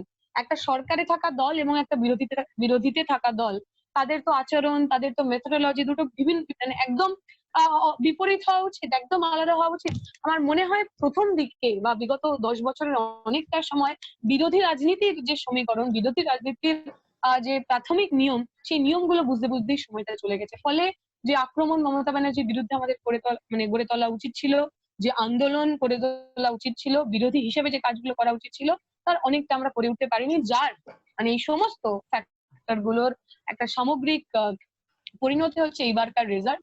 এবং আমি বলবো যে অবশ্যই বাম ঐক্যের কথা আমি মনে প্রাণে বিশ্বাস করি, এবং পশ্চিমবঙ্গের যে বামফ্রন্ট, সেটা তো আমার মনে হয় সারা ভারত কেন, সারা দক্ষিণ এশিয়ায় সবচেয়ে বেশি দিন চলা বামপন্থী সংগঠনের একসাথে থাকার একটা ইতিহাস, মানে এইরকম এতদিন একসাথে আমরা কোথাও থাকিনি। এবং এলডিএফ কেরালাতে এখন যে গভর্নমেন্ট তৈরি হয়েছে, তাও কিন্তু ওই বামপন্থীদের একসাথে নিয়ে আসা, লেফট ডেমোক্রেটিক ফ্রন্ট, সেখানেও বামপন্থী দলগুলো একসাথে এসে আমরা সরকার তৈরি করেছি। এবং এই প্রথমবার রেকর্ড ব্রেক করে ওইখানে এরকম হয় যে একবার কংগ্রেস যেতে, একবার লেফট যেতে, একবার কংগ্রেস যেতে, এবার লেফট যেতে, প্রথমবার পিনারাই বিজয়ন, কমরেড শৈলজা টিচারের নেতৃত্বে আমরা সেই রেকর্ড ব্রেক করে দ্বিতীয়বারের জন্য এলডিএফ সরকার গঠন করেছি। বিহারের ক্ষেত্রে আমাদের মনে হয়েছিল লালু মানে যারা বামপন্থী শক্তি রয়েছে তাদের একসাথে আসা উচিত, সেখানে সিপিআই, সিপিআইএম এবং সিপিআইএমএল এর জোট হয়েছে। পশ্চিমবঙ্গের ক্ষেত্রে সমস্ত বামপন্থীরা একসাথে রয়েছে, সিপিআইএমএল এর সাথেও আমাদের কথা হয়েছিল, আমরা বলেছিলাম যে আমরা এই সময় একটা সাথে একটা ফ্রন্ট করে লড়তে পারি, কিন্তু সিপিআইএমএল এবং আমাদের পলিটিক্যাল পজিশন একটা স্টার্ক ডিফারেন্স ছিল। তাদের মনে হয়েছিল যে এই সময় দাঁড়িয়ে কোথাও কোথাও যদি এরকম মনে হয় যে বিজেপিকে হারাতে আমাদের তৃণমূলকে ভোট দেওয়া উচিত, তাহলে আমাদের সেইটাও করা উচিত। আমাদের মনে হয়েছিল যে এই নির্বাচনের আগেও 11 তারিখ ছাত্র যুব মিছিল, সেই মিছিলে মমতা ব্যানার্জির ওরকম বর্বরচিত আক্রমণ, যেখানে মহিদুল আলী মির্জাকে তিনি শহীদ করলেন, সেই শহীদের নাম নিয়ে আমরা 2021 সালে যখন নির্বাচনে যাব, আমরা বলতে পারবো না মমতা ব্যানার্জিকে ভোট দিন, আমরা বলতে পারবো না তৃণমূলকে ভোট দিন। তাহলে ওই কমরেড মহিদুল মির্জার যে শাহাদাত, কমরেড সুদীপ্ত গুপ্ত, সাইফুদ্দিনের যে শাহাদাত 2011 পর থেকে 2021 পর্যন্ত হাজার হাজার আমাদের যে মানুষ যারা ঘরছাড়া হলেন, কয়েকশোর ওপর মানুষ যারা মারা গেলেন, তাদের সাথে হয়তো আমরা সঠিক কাজ করব না। তাই আমরা ওই পলিটিক্যাল পজিশনে এইবারের জন্য সিপিআই এমএল এর সঙ্গে আমাদের যে জোট, সেই জোট হয়নি। তবে আমি আশা রাখবো আগামী দিনে অবশ্যই বামপন্থীদের, সমস্ত ধরনের বামপন্থীদের একজোট হতে হবে, এবং সেটা শুধু নির্বাচনের আগে না, লড়াইয়ে, আন্দোলনে, সংগ্রামে, বিজেপি বিরোধী যে আন্দোলন, সেই আন্দোলনে পশ্চিমবঙ্গে, এবং অবশ্যই সরকারকে ভুল ধরিয়ে দেওয়ার ক্ষেত্রে যে আক্রমণ, যে আন্দোলন, সেই আন্দোলনে আমরা সবাই একসাথে থাকতে পারি। যদি আমরা সেই আন্দোলনের ঐক্য গড়ে তুলতে পারি, আমি বিশ্বাস করি আগামী দিনে নির্বাচনেও মানুষ আমাদের এই ঐক্যকে, বামপন্থীদের ঐক্যকে সাদরে গ্রহণ করবে। আচ্ছা, এক্ষেত্রে আমার একটু মানে আবার একটু আসি প্রশ্নে, যে নির্বাচনে যে মোর্চা হলো, নতুন মোর্চা, সেটার সাথে আইএসএফ কে যুক্ত করা হলো। আইএসএফ, এই যে আইএসএফ এর সাথে ঐক্য, এটা কি বামফ্রন্টের নীতিগত ঐক্য না কৌশলগত, একটা নির্বাচনী কৌশলের ঐক্য? অবশ্যই এটা কৌশলগত ঐক্য, কারণ বামপন্থীদের নীতিগত ঐক্য তো বামপন্থী রাজনীতির বা বামপন্থী সংগঠনের সঙ্গেই হতে পারে। এবং আইএসএফ তো নির্বাচনের কিছুদিন আগেই তৈরি হওয়া একটা দল, এবং সেখানে যেটা প্রাইমারি আমাদের যেটা কমন মিনিমাম প্রোগ্রাম ছিল আমাদের কংগ্রেসের এবং আইএসএফ এর, তা হলো ধর্মনিরপেক্ষতা, তা হলো পশ্চিমবঙ্গের মানুষের এগিয়ে যাওয়ার প্রশ্নে যে চরম দুর্নীতি, যে চরম সন্ত্রাসের শিকার তারা 10 বছর হয়েছে, তার বিরোধিতা করা। এই দুটো মূল জায়গা থেকে এই তিনটে সংগঠনের একসাথে আসা। এবং আমরা প্রথম থেকেই বলেছি যে ইন্ডিয়ান সেকুলার ফ্রন্ট শুধুমাত্র পীরজাদা আব্বাস সিদ্দিকীর দল নয়, তার মধ্যে আরো বিভিন্ন পিছিয়ে পড়া মানুষ তারা রয়েছেন, আদিবাসী মানুষ রয়েছেন, দলিত মানুষ রয়েছেন, তারা এক জায়গায় এসে একটা দল করেছেন, তাদের ম্যানিফেস্টো বলেছেন তারা ধর্মনিরপেক্ষতায়, ভারতের সংবিধানে বিশ্বাসী, তাই আমরা একসাথে এসেছি। তবে আমি এটা বলতে পারি যে আমার মনে হয়েছে পশ্চিমবঙ্গের মানুষ যেভাবে বামপন্থীদের দেখতে অভ্যস্ত, তাদের অভ্যাসের সঙ্গে কোথাও গিয়ে হয়তো তারা আইএসএফ এর সাথে জোটকে মেলাতে পারেননি। তাদের মনে হয়েছে যে যে বামপন্থীদের বা যে বামফ্রন্টকে আমরা এত বছর ধরে দেখে আসছি, তার সঙ্গে হয়তো এই জোটটা যায় না। যদি আমরা আরো একটু আগে থেকে প্রস্তুতি নিতে পারতাম, যদি আরো আগে থেকে আমরা মানুষের কাছে আমাদের কথাগুলো বলতে পারতাম, তাহলে হয়তো যে কনফিউশনটা, যে বিশ্বাসহীনতাটা তৈরি হয়েছিল বা হয়েছে, সেইটা হয়তো হতো না। এবং আমাদের মনে হয় সমস্ত জোটই আলটিমেটলি, মানে সেটা কংগ্রেসের সঙ্গেই হোক অথবা সেটা আইএসএফ এর সঙ্গে হোক, সেগুলো তো প্রত্যেকটাই মানে বিশ্লেষণ সাপেক্ষিক। আমরা বিশ্লেষণ করব, আমরা নির্বাচনী ফলাফল বিশ্লেষণ করব, যে কমরেডরা মাঠে ময়দানে কাজ করলেন তাদের কাছ থেকে ফিডব্যাক নেব, এবং তাদের যদি মনে হয় যে এই জোটের কারণে বা এই অ্যালায়েন্সের কারণে আমরা সুবিধা পেয়েছি, আমাদের কাজ করতে সুবিধা হয়েছে, তাহলে আমরা এই জোটে থাকবো। কিন্তু তারা যদি মনে করেন যে না, তা হয়নি, বিরূপ প্রভাব পড়েছে, তাহলে সেই জোট থেকে মানে সেই জোট নিয়ে আগামী দিনে কি হবে, তার ভবিষ্যৎ কি হবে, সেই নিয়ে আমরা ডিসিশন নেবো। এটা কোনো মানে খুব হার্ড অ্যান্ড ফাস্ট মানে বামফ্রন্টকে যেমন আমরা যে কোনো মূল্যেই আমরা বামফ্রন্টকে ভাঙতে চাই না। এত বছর ধরে আমরা বিভিন্ন ক্ষেত্রে কম্প্রোমাইজ করে আমাদের বড় দল হওয়ার কারণে যে সমঝোতা আমাদের করা দরকার, সেই সমঝোতা করে যে কাজ আমরা করেছি, আমার মনে হয় এই ধরনের অ্যাকাউন্টেবিলিটি বা এই ধরনের কোনো বিধিনিষেধ এই সমস্ত অ্যালায়েন্স গুলোর ক্ষেত্রে নেই। কিন্তু এই পুরোটাই আর কি ওই আলোচনা সাপেক্ষ। আলোচনা করে যদি আমাদের মনে হয় যে এই জোট বা এই অ্যালায়েন্স আমাদের জন্য সুবিধা দিয়েছে, আমরা এই জোটে থাকবো as a strategy, as a কৌশল। যদি মনে হয় এটা হয়নি, আমরা অবশ্যই কৌশল বদলাবো, স্ট্র্যাটেজি বদলাবো। না, এখানে একটা কথা আমি যেটা বলতে চাই, সেটা হচ্ছে যে আইএসএফ কিন্তু একটা সংগঠন না, এখানে আরো 9টা সংগঠনের একটা জোট। এখানে 7টা সংগঠন আছে যারা তপশিলি জাতিগোষ্ঠীভুক্ত। কিন্তু এখানে দেখা গেছে কি আব্বাস ভাইজান বা আব্বাস সিদ্দিকী, যেটাই বলি না কেন, তাকেই সামনে আনা হয়েছে, তাকেই ইয়ে করা হয়েছে। এখন এই কৌশলটা অন্য গোষ্ঠীগুলো যদি আনা হতো, তাহলে হয়তো এটা শুধুমাত্র একটা পীরজাদার, একদমই তাই। এটা কি বামফ্রন্টের একটা কি বলবো আমি, যেটা হচ্ছে যে একটা বিশেষ সম্প্রদায়কে টার্গেট করে এই কাজটা করা হলো কিনা, যে শুধু ধর্মীয় সংখ্যালঘু যারা আছে তাদেরকে আমি একটু অ্যাড্রেস করবো, অন্যদেরকে অ্যাড্রেস করবো না, এটাও একটা মানে ভোট না পাওয়ার ক্ষেত্রে এটাও একটা হলো কিনা? হ্যাঁ, মানে এরকম একটা পারসেপশন তৈরি হয়েছিল, মানে এরা মিডিয়া বলুন, বিরোধীরা বলুন, এই পারসেপশনটা তৈরি করতে তারা সফল হয়েছিল। যদি আমার মনে হয় না এটা আমাদের ইন্টেন্ট ছিল, মানে এইটা ভেবেই এরকম কাজ করা, এরকম নয়। আমাদের মনে হচ্ছিল এই সময় দাঁড়িয়ে আমরা বৃহত্তর ঐক্য করবো, যে সমস্ত মানুষ তৃণমূল এবং বিজেপির বিরুদ্ধে আমাদের সঙ্গে লড়তে রাজি, আমরা যে কথাগুলো যে বেসিক আইডিওলজি বা যে বেসিক এজেন্ডা নিয়ে আমরা লড়তে রাজি, তার সঙ্গে যারা যারা একমত সবাইকে আমরা একসাথে নেব। সেই জায়গা থেকে আইএসএফ এর সঙ্গে জোট। আমার মনে হয় একটা পারসেপশন তৈরি হয়েছে, যে পারসেপশন তুমি রাইটলি পয়েন্টেড আউট, কিন্তু সেটা আমাদের ইন্টেন্ট নয়। আমি এই জন্যই বলছিলাম, যদি আমরা এই জোটটা আরেকটু আগে থেকে করতে পারতাম, আরো একটু প্ল্যানফুলি, আরো একটু বেশি মানুষকে নিয়ে, আরো একটু বেশি ওই আইএসএফ এর আরো বেশি কয়েকজন মুখকে যদি আমরা প্রমোট করতে পারতাম, তাহলে হয়তো সত্যি যে পারসেপশনটা বাকিরা তৈরি করতে পারলো, সেই পারসেপশনটা আমরা ভাঙতে পারতাম। তো আমি আপনার কথার সঙ্গে একমত, সহমত। না, এটাকে এখানে আরেকটা কথা বলা হচ্ছে, সেটা হচ্ছে যে তরুণদেরকে আনা হলো, মানে আমি আইএসএফ কে বাদ দিয়ে তরুণদেরকে আনা হলো, তাদেরকে কেন 1 বছর আগে আনা হলো না? তাদেরকে কেন আর আগে থেকে মাঠে, নির্বাচনী মাঠে আনা হলো না? এটা হঠাৎ করে কেন সিপিএম হলো? এটা কি সিপিএম ভুল করলো না? এটাও তো বলছে সবাই, তাই না? আমার মনে হয়, মানে আমার এখন 27 বছর বয়স, লাস্ট যে ইলেকশন হয়েছে সেটা 2019 সালে, তখন আমার জাস্ট 25, মানে আমি যদিও এলিজিবল টু কন্টেস্ট ইলেকশন, কিন্তু আমার মনে হয় না তখন আমার সেই অভিজ্ঞতা ছিল লোকসভা নির্বাচনের মতো কোনো একটা বড় নির্বাচন। এবং আমরা তো বিগত বছরগুলোতে তৈরি হয়েছি, শিখেছি আন্দোলনের মধ্যে দিয়ে, লড়াইয়ের মধ্যে দিয়ে। এবং আমি বলবো যে এই তরুণ মুখটা কিন্তু অবশ্যই অনেকজন তরুণ মুখকে এবার আমরা সুযোগ পেয়েছি, আর এই তরুণ মুখকে একটু একটু করে এগিয়ে দেওয়া কিন্তু অনেকদিন আগে থেকে শুরু হয়েছিল। আমার মনে আছে 2011 সালে কমরেড শতরূপ ঘোষ, আমার কলেজের সিনিয়র, আমার রাজনীতির শুরুর দিকের নেতা। তো শতরূপ দা যখন নির্বাচনে লড়ছিল, ওর কিন্তু জাস্ট 25 বছর বয়স, 2011 সাল সেটা। আমার মনে হচ্ছে 2016 সালে আমরা যখন নির্বাচনে লড়লাম, কমরেড মধুজা সেন রায় পশ্চিমবঙ্গের এসএফআই এর প্রেসিডেন্ট ছিলেন, এবং আমার মনে হয় among very few president who are women, মধুজাদি তার মধ্যে ছিলেন। এবং মধুজাদি টালিগঞ্জে দাঁড়িয়ে খুব ভয়ঙ্কর লড়াই দিয়েছিলেন, খুব কম ভোটে মধুজাদি নির্বাচনে হারেন। আমার মনে আছে কৌস্তব দাগের বার নির্বাচনে লড়েছিলেন, কম ভোটে হেরেছিলেন। ইব্রাহিম আলী, এবার যিনি আমাদের এমএলএ ছিলেন, এবার হেরে গেছেন। ওরও কিন্তু বয়সও আমার বয়সী, আমার থেকে একটা ম্যাক্সিমাম 1-2 বছরের বেশি হবে। ও আগের বার নির্বাচনে লড়েছিল এবং জিতেছিল।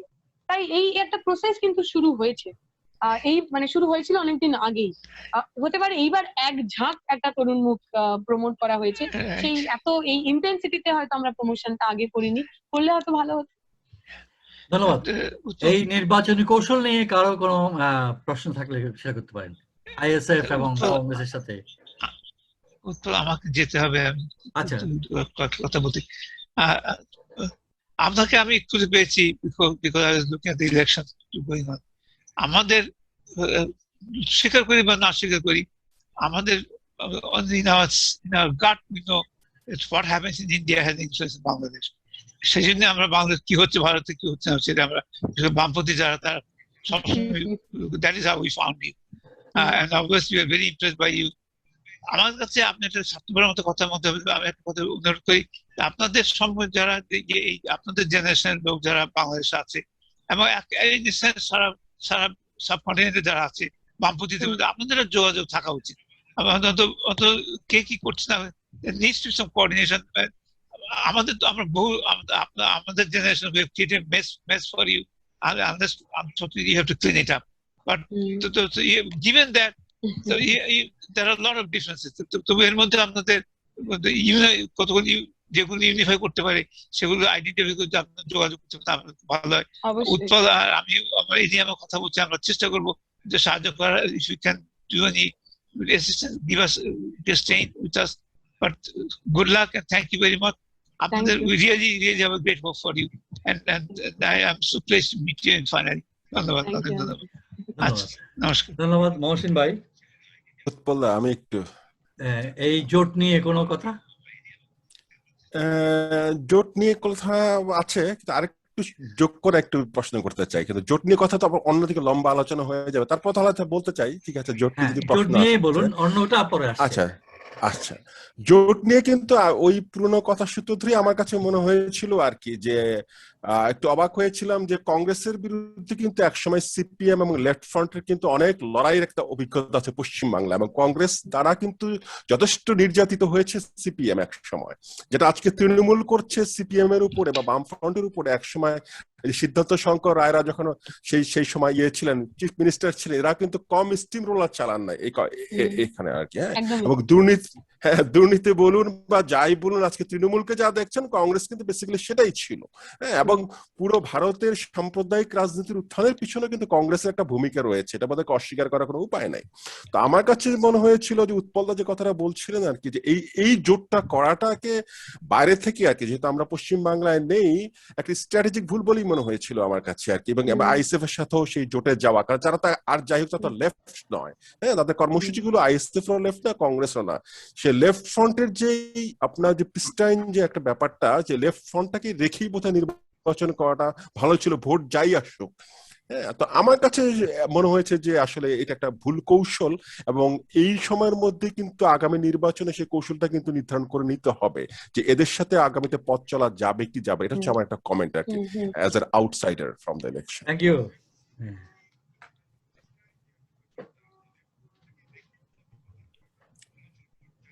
উৎপল, আমি একটু হ্যাঁ কিছু প্রশ্ন বা মন্তব্য করতে পারি এই প্রসঙ্গে? হ্যাঁ, এই জোট নিয়েই তো না রানা?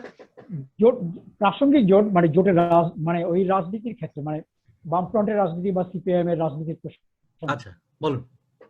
আমার কাছে একটা মনে হচ্ছে, একটা হচ্ছে জোটের, আমি ইফতেখার ভাইয়ের সাথে একমত, ইফতেখার ভাই বলে, যে বড় ভুল, একটা কৌশলগত ভুল হচ্ছে এসএফআই কে নেওয়া এবং কংগ্রেসের সাথে করা। বামফ্রন্ট একদিন ধরে লড়ছিল, অনেক ভালোভাবে এগোচ্ছে। তবে আরেকটা বড় লিমিটেশন মনে হয়েছে আমার, সেটা হচ্ছে বিকল্প যে রাজনৈতিক ভাষ্য, সেটা বামফ্রন্ট তৈরি করতে পারেনি অনেকদিন ধরে। ক্ষমতায় থাকতেই তাদের সেটা ডেলিভার করার ইয়েটা এক্সস্ট করে গেছে। কারণ তারা যখন ইয়েটা করেছে, গ্রামীণ যে সংস্কারগুলি করেছে, পঞ্চায়েত, ভূমি সংস্কার, ওই পর্যায়ে বা ওই অবস্থায় থেকে যতটুকু করার করেছে, এরপরে কিন্তু মানুষ তো চায়, মানুষের তো পরিবর্তন চায়, সমাজ পরিবর্তন চায়। এই ট্রান্সফরমেশনটাকে বিবেচনায় নেওয়া, এই পরিবর্তনটাকে বিবেচনায় নেওয়া এবং মানুষের আকাঙ্ক্ষার সাথে যুক্ত হওয়া এবং সামনের আকাঙ্ক্ষাগুলি কি সেটা বিবেচনায় নেওয়া বা সেই পরিবর্তনটা করার জন্য বামফ্রন্ট বা রাজনীতি তাদের হয়তো সেটা সক্ষমতাও ছিল না, সেটা বুঝতেও পারেনি। এটা একটা ব্যাপার। আর আরেকটা বড় ব্যাপার আমার কাছে মনে হচ্ছে, এটা বেসিক একটা থিওরিটিক্যাল ইয়ে, এটা আমার মনে হয় সব সমগ্র ইয়েতে আছে, উপমহাদেশে এবং অন্যান্য দেশেও, যারা চীনের ক্ষেত্রে ওরা অনেক আগে এটা সমাধান করেছে। সেটা হচ্ছে আমরা আমাদের দেশে শ্রেণীগুলিকে বুঝতে পারিনি। যেটা ধরেন 40-50 বছর পর মার্কসরা যা করে গেছেন, তারপরে প্রায় 30-40 বছর পরে কিন্তু 1926 সালে মাওৎসুং চীনা সমাজের শ্রেণী বিশ্লেষণ করেই কোন কোন শ্রেণী বিপ্লবের পক্ষে থাকতে পারে, কোন কোন শ্রেণী বিপ্লবের বিরুদ্ধে যেতে পারে, সেটা করেই কিন্তু সফল একটা বিপ্লবের নেতৃত্ব দিতে পেরেছেন কমিউনিস্ট পার্টি। মাওৎসুং এর সেই বিখ্যাত চীনা সমাজের শ্রেণী বিশ্লেষণটা দেখলে যদি দেখেন, এর মধ্যে কিন্তু মাঝখানে 30-40 বছরে কোনো শ্রেণী বিশ্লেষণ এই ধরনের যে ভূখণ্ড সেখানে নেই। ভারতে তো হয়নি। ভারতের কমিউনিস্ট মিজারেবলি ব্যর্থ হয়েছে। বিরাট এক মোড অফ প্রোডাকশন ডিবেট হচ্ছে। এই মোড অফ প্রোডাকশন ডিবেটের নির্যাসটা কি, কিছুই বেরিয়ে আসেনি। এবং আমরা ওই আগের যে মার্ক্সীয় কাঠামো, ইউরোপীয় কাঠামোতে যে ধারণাটা ছিল, মানে যেই ধরনের ফিউডালিজম, ইউরোপিয়ান ফিউডালিজম বা আমেরিকান ফিউডালিজমকে যা দেখেছি, সেটার একটা রেপ্লিকা আমরা উপমহাদেশে দেখতে চেয়েছি। সেই দৃষ্টিভঙ্গি থেকে আমরা আলোচনা করেছি। অথচ দেখুন, বাংলাদেশের বা ইভেন পশ্চিমবঙ্গের বা ভারতের যে শ্রমিক, সেই শ্রমিক একদিকে তার যখন সে কারখানায় যাচ্ছে, তার উদ্বৃত্ত মূল্য কিন্তু অন্য জন আহরণ করে নিয়ে যাচ্ছে, শোষিত হচ্ছে। সে আবার গ্রামে যাচ্ছে, সে কিন্তু শোষক হচ্ছে। সে একজন শ্রমিককে, মজুরি শ্রমিককে কাজে লাগাচ্ছে। সে কি, তার কিন্তু হারানোর আছে কিছু, তার শৃঙ্খল ছাড়াও কিন্তু হারানোর আছে তার জমি। তাকে সেই মজদুর ভেলে সেই সরবরাহ ভাবলে হবে না। সেই বিকল্প রাজনৈতিক ভাষ্য তৈরি করার জন্য এই বিষয়গুলি বিবেচনা নেওয়া। অথচ পাশাপাশি একজন যদি ধরেন মধ্যবিত্ত যদিও সে নিজেকে শাসক শ্রেণী মনে করে, তার কিন্তু পুরো উদ্বৃত্ত মূল্য যাচ্ছে। যেমন একজন আইটি টেকনিশিয়ান, আইটি টেকনোলজির করছে অনেক বড় তার তো পুরো উদ্বৃত্ত মূল্যই শোষিত হচ্ছে, তার তো পাল্টা কিছু নেই। কিন্তু তারপরে সে শ্রমিকের সাথে আসতে পারছে না কেন? সে কেন শ্রমিক নয়, অথচ তার উদ্বৃত্ত মূল্য পুরোটাই শোষিত হচ্ছে, উদ্বৃত্ত শ্রম। এই বিষয়গুলিকে বিবেচনায় নিয়ে, মানে আমার মনে হচ্ছে যে শ্রেণী প্রক্রিয়া এখানে চলছে পুরো উপমহাদেশে, সেই শ্রেণী প্রক্রিয়াগুলিকে বিবেচনায় নেওয়ার মতো সেই মেধা বা সেই বিবেচনা, বাস্তব অভিজ্ঞতা সঞ্চিত বাস্তব বিবেচনা বোধ এবং রাজনীতি তৈরি হয়নি। বিকল্প রাজনীতিটা তৈরি হয়নি, এটা একটা বড় কারণ। ধন্যবাদ রানাদা। আমার মনে আর হয় আর আরেকটা কারণ আছে, আমি আরেকটু শেষ করতে পারি চাই। সেটা একটু হচ্ছে এই হ্যাঁ উপমহাদেশের যে জনগণের ধর্মাশ্রয়ী যে জনচেতনা, জন মূল্যবোধ, জনসংস্কৃতি, এটা খুব বিবেচনায় নেওয়া উচিত। এই ধন্যবাদ জিনিসটা অনেক পিছিয়ে পড়া, অনেক পিছিয়ে পড়া, এটাকে বিবেচনা আপনার এই প্রশ্নের সাথে আমি দীপশিতার কমেন্টের আগেই and আমি একটু এখানে ইন করছি, আপনি পরে বলবেন।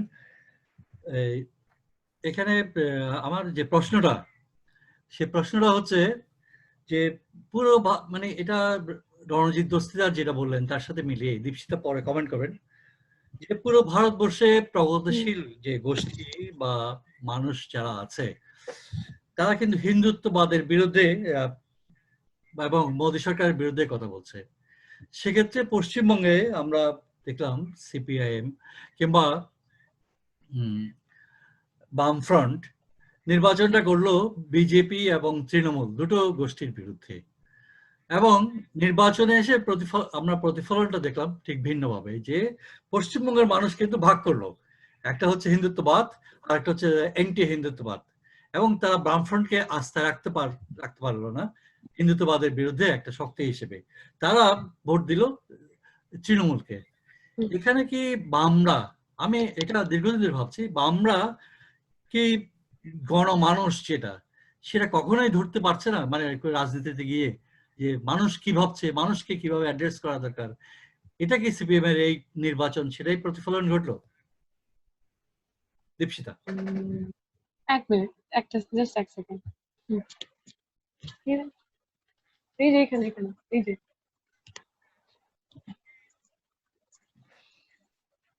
ব্যাস। মানে একটা তো অবশ্যই লোকে যেভাবেই হোক অ্যান্টি হিন্দুত্ব বা ওই বিজেপি যে সাম্প্রদায়িক ফাঁসিবাদ তাকে হারাতে চেয়েছেন।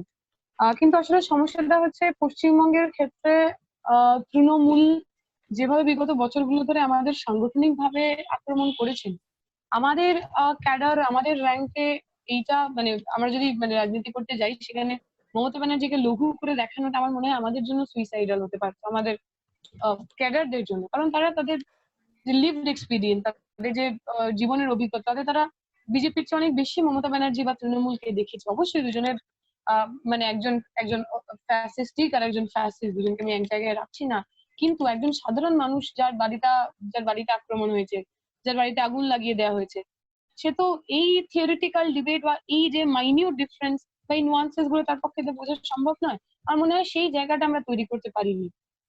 এবং সেই কারণেই আমাদের যখন আমরা আমাদের যখন আমরা আমাদের যে ন্যারেশন, সেই ন্যারেশনের মধ্যে, সেই ন্যারেটিভের মধ্যে তৃণমূল এবং বিজেপি উভয়ের আক্রমণেরই একটা একটা জায়গা ছিল। তো ঠিক আছে, আমি কি একটু করব এই বিষয়ে? না এর বাইরে? এর একটু বাইরে, না বাইরে একটু পরে আসছি। আমি আচ্ছা মানে এটার সাথে সংশ্লিষ্ট আরেকটা করছি, সেটা হচ্ছে এই নির্বাচনের পর দেখলাম আমরা যেটা বাম নেতা কর্মীদের মধ্যে বিভিন্ন বক্তব্য আমাদের আসছে ফেসবুক কিংবা ইউটিউবে। তো সেখানে দেখছি অনেকেই অনাস্থা প্রকাশ করছে নেতৃত্বের উপর। তো বিশেষ করে তন্ময় ভট্টাচার্য যে আলোচনাটা করেছেন, খুবই এখন ট্রল হচ্ছে ইউটিউবে, এবং অনেকেই দেখছে, সেটা আলোড়ন সৃষ্টি করেছে। তো এটা কি পার্টিকে ভাঙনের দিকে যাচ্ছে বলে মনে করছি, বা ডিসিপ্লিন যে ভেঙে যাচ্ছে, শৃঙ্খলা ভঙ্গের একটা প্রকাশ পাচ্ছে কি এটা এর মধ্যে দিয়ে? কি মনে হচ্ছে? মানে একটা মানে এই হারটা তো আমরা আসলে কেউ এক্সপেক্ট করিনি, ফলে ওই এই পরাজয়টাকে নিয়ে বিভিন্ন ধরনের মানুষ বিভিন্ন ধরনের রিয়াকশন দিচ্ছেন। বহু মানুষ সোশ্যাল মিডিয়াতে লিখছেন। আমার মনে হয় যে যে মানুষের ফোরাম রয়েছে, যে মানুষের বলার জায়গা রয়েছে, সেইখানে মানে তাদের অ্যাটলিস্ট সোশ্যাল মিডিয়াতে কমেন্ট করা, সোশ্যাল মিডিয়াতে নিজের ওপিনিয়ন দেওয়া উচিত নয়। এবং তন্ময় ভট্টাচার্যের ব্যাপারটা অলরেডি পার্টি দেখছে, পার্টির পজিশন ক্লিয়ার করেছে, এবং পার্টি কি মানে ওনার ওপিনিয়ন নিয়ে কি করবে সে বিষয়ে পার্টি সিদ্ধান্ত নেবে। তবে আমার মনে হয় যে এই সোশ্যাল মিডিয়ার যুগে ওই ভেন্টিং আউটটা খুব সহজ হয়ে গেছে। যে কোনো মানুষেরই যা মনে হয় তিনি সঙ্গে সঙ্গে তার নিজের ফেসবুকে লিখে দিতে পারেন, এবং তার পার্টির শৃঙ্খলা বিরোধী অবশ্যই, কিন্তু আমি তার অবশ্য তার আরেকটা দিকও রয়েছে, যে আমার মনে হয় যখন এই ধরনের জিনিস হচ্ছে আমরা আরো বেশি করে আমাদের সংগঠনের ভিতরের যে ডেমোক্রেসি, ইন্টারনাল ডেমোক্রেসি যাকে আমরা বলি, সেটাকে যদি আমরা আরো একটুখানি প্রসারিত করতে পারি, আর একটু যদি বেশি কথা বলার জায়গা আমরা আমাদের সংগঠনের মধ্যে করতে পারি, তাহলে হয়তো এই ধরনের আউটবার্স গুলোকে রোকা যায়। কিন্তু আমি বলবো যে এই সোশ্যাল মিডিয়াতে ওপিনিয়ন দিলেও এটা একটা প্রবণতা, এটা এই নিউলিবারাল যে স্টেট বা তার একটা অদ্ভুত একটা প্রভাব আমাদের সবার জনজীবনে পড়েছে। আমরা সবাই খুব খুব বেশি করে আমাদের ব্যক্তির যে ওপিনিয়ন, আমাদের ব্যক্তির যে ভাষ্য, সেটা লোকের কাছে পৌঁছে দিতে চাই, যে তার একটা সেই প্রবণতারই একটা অংশ। তবে একই সঙ্গে যদি আমার মনে হয় আমরা তো সবসময় উল্টো দিকটা দেখবো, আমরা কি করতে পারি। যদি কখনো কারোর মনে হয় যে সংগঠনের মধ্যে ইন্টারনাল ডেমোক্রেসির অভাব, ওই কারণে মানুষ বাইরে বলতে বাধ্য হচ্ছে, আমরা যদি ভিতরে সেই ডেমোক্রেসিটাকে বাড়াই, তাহলে হতে পারে এই অংশের কিছু অংশের মানুষকে হয়তো আমরা কন্ট্রোল করতে পারবো, আরো বেশি শৃঙ্খলা পরায়ণ করে তুলতে পারবো। সম্পূরক প্রশ্ন আছে, যে পার্টি লেনিনীয় পার্টির গণতান্ত্রিক কেন্দ্রিকতার ভিত্তিতে চলে এবং উপরের নির্দেশগুলোই সাধারণত তলার কর্মীদেরকে পালন করতে হয়, সে পার্টি ইন্টারনাল ডেমোক্রেসি কতটুকু আসলে দিতে পারে একটা পার্টির ভিতরে? না, অবশ্যই গণতান্ত্রিক কেন্দ্রিকতায় আমরা বিশ্বাসী, কিন্তু একই সঙ্গে আমাদের মনে হয় যে এই গণতান্ত্রিক কেন্দ্রিকতাটা এরকম নয় যে সকালবেলা হঠাৎ করে সীতারাম ইয়েচুরি ঘুম থেকে উঠে ঠিক করেন যে সারা ভারত জুড়ে সিপিআইএম এর কর্মীরা কি পলিটিক্যাল লাইন বা কি কাজ করবেন।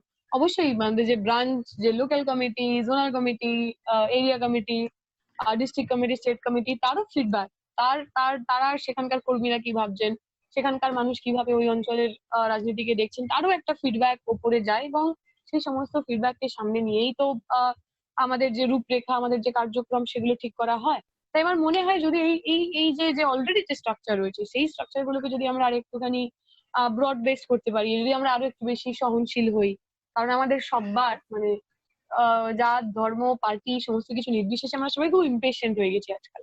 আমরা শুনতে চাই না, আমরা সবাই বলতে চাই। আমরা যদি সবাই এই শোনার প্র্যাকটিসটা করতে পারি, এই যে মানুষগুলো 34 বছর ধরে বামপন্থীদের ভোট করলো, লাল ঝান্ডায় ভোট করলো, সে কেন হঠাৎ করে আজ গেরুয়া অথবা তিরঙ্গা ঝান্ডায় যাচ্ছে, ঘাস ফুল অথবা পদ্ম ফুলে যাচ্ছে, তার তো কিছু বলার আছে। আমার মনে হয় তাদের কাছে তাদের সেই শোনাটা জরুরি, এবং এই শোনার যে আজ এই যে প্র্যাকটিসটা, এই অভ্যাসটা যদি আমরা সবাই করতে পারি, সেটা পার্টির ফাইল অ্যান্ড র্যাঙ্ক ওপর থেকে একদম নিচের মানুষ পর্যন্ত, তাহলে হয়তো এই ডেমোক্রেসিটা বা এই যে একটা দমবন্ধ পরিস্থিতি, সেই পরিস্থিতিটা একটুখানি লাগু হবে। উৎপল, তোমার এই আলোচনা, তোমার এই প্রশ্নের প্রেক্ষাপটে একেবারে সম্পৃক্ত একটা আলোচনা করতে পারি, করবেন। তার আগে আমি একটু ফেসবুকে যেতে চাই। ফেসবুকে অনেকে কমেন্ট করছেন, সেই কমেন্ট গুলো দু একটা আমি একটু পড়ে দিই, তাহলে হয়তো একটু বুঝতে সুবিধা হবে। নারায়ণ চন্দ্র দাস বলেছেন, দুইটি শক্তিশালী রাজনৈতিক দলের মধ্যে বামফ্রন্ট ভবিষ্যতে কিভাবে জায়গা করে নেবে, কৌশল নিয়ে কি ভাবছেন? যে কথাটা আমি আগে বললাম যে না ঠিক আছে, পরে আনসারটা আসবে। কমেন্ট বিজন সাহা, উনি দুবনা থেকে বলছেন, ভোগের রাজ্যে ত্যাগের কথা কেউ শুনে না। নতুন বিশ্ব রাজনীতি বা বৈশ্বিক আদর্শ মানে ভোগবাদকে মাথায় রেখে বাম রাজনীতি নতুন করে সাজাতে হবে।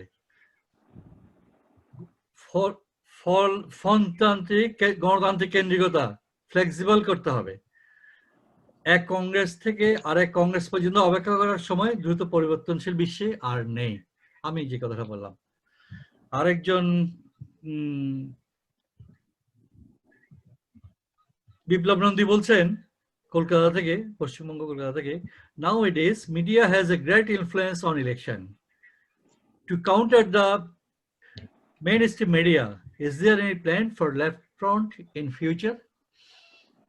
এই তিনটা কমেন্ট ছিল, তো কোনো একটা আলোচনায় একটু করবে তুমি, ডক্টর রঞ্জিত দস্তার, না তার আগে বোধহয় সাইদ ইফতেখার আহমেদ একটু প্রশ্ন চেয়েছিলেন, ওনার পরে ডক্টর রঞ্জিত একটু খুব সংক্ষেপে বলতে হবে, তার কারণ হচ্ছে আমাদের সময় একটা হ্যাঁ, খুব সংক্ষিপ্ত একটা জিনিস যেটা খুব অ্যালার্মিং বাইরে থেকে মনে হয়েছে, অনেকেই বলেছেন আর কি, যে সেটা হচ্ছে এই যে হিন্দুত্ববাদের যে জোয়ার এবং সাম্প্রদায়িক যে রাজনীতি, সেটা দ্বারা বামফ্রন্টের অনেক কর্মীরাও ইনফ্লুয়েসড হয়েছেন। আমি জানি না, সেটা বাইরে থেকে শুনেছি।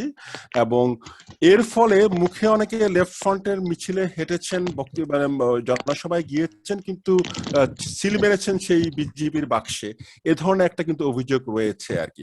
তো এই বিষয়টা একটু জানতে চাচ্ছি। আর আপনি অনেকে যেটা বলতে চাচ্ছে, আমাদের বাংলাদেশ থেকে অনেকে মুখে বামপন্থী বলছে, অসাম্প্রদায়িক বলছে, কিন্তু তার কার্যকলাপ এবং চেতনাগতভাবে সেই সাম্প্রদায়িক হয়ে গেছে, মানে বাম ফ্রন্টও আজকে করাপ্টেড হয়ে গেছে ভিতর থেকে আর কি। তো এ সম্পর্কে একটু আপনার অভিজ্ঞতা বা আসলে কি বিষয়টা হচ্ছে একটু জানতে চাচ্ছিলাম। সেটা একটু ভয়ঙ্কর দিক কিন্তু একদিকে। হ্যাঁ, না আমার মানে এটা তো একটা মানে আরএসএস এর, আমি বিজেপিও বলবো না, এটা একটা আরএসএস এর একটা খুব ওয়েল থট প্ল্যান, যে প্ল্যানে তারা কি করেছেন, এই বামপন্থী মানুষের কাছে গেছে। বামপন্থী মানুষ মানে তিনি কোনো কমিটির নেতা বা জেলার নেতা এরকম নন, সাধারণ মানুষ যিনি বামপন্থীকে মানে সিপিএম কে ভোট করেন, মিটিং মিছিলে যান, এবং যারা তৃণমূল দ্বারা আক্রান্ত হয়েছে তাদের কাছে গিয়ে তারা বলেছেন যে দেখো, সিপিএম এর বা বামপন্থীদের তো পয়সা কড়ি নেই, তারা তো পারবে না, ভালো লোক, বুড়ো লোক, ওদের লোক কোথায়, তোমরা এইবারটা বিজেপি কে ভোট দাও।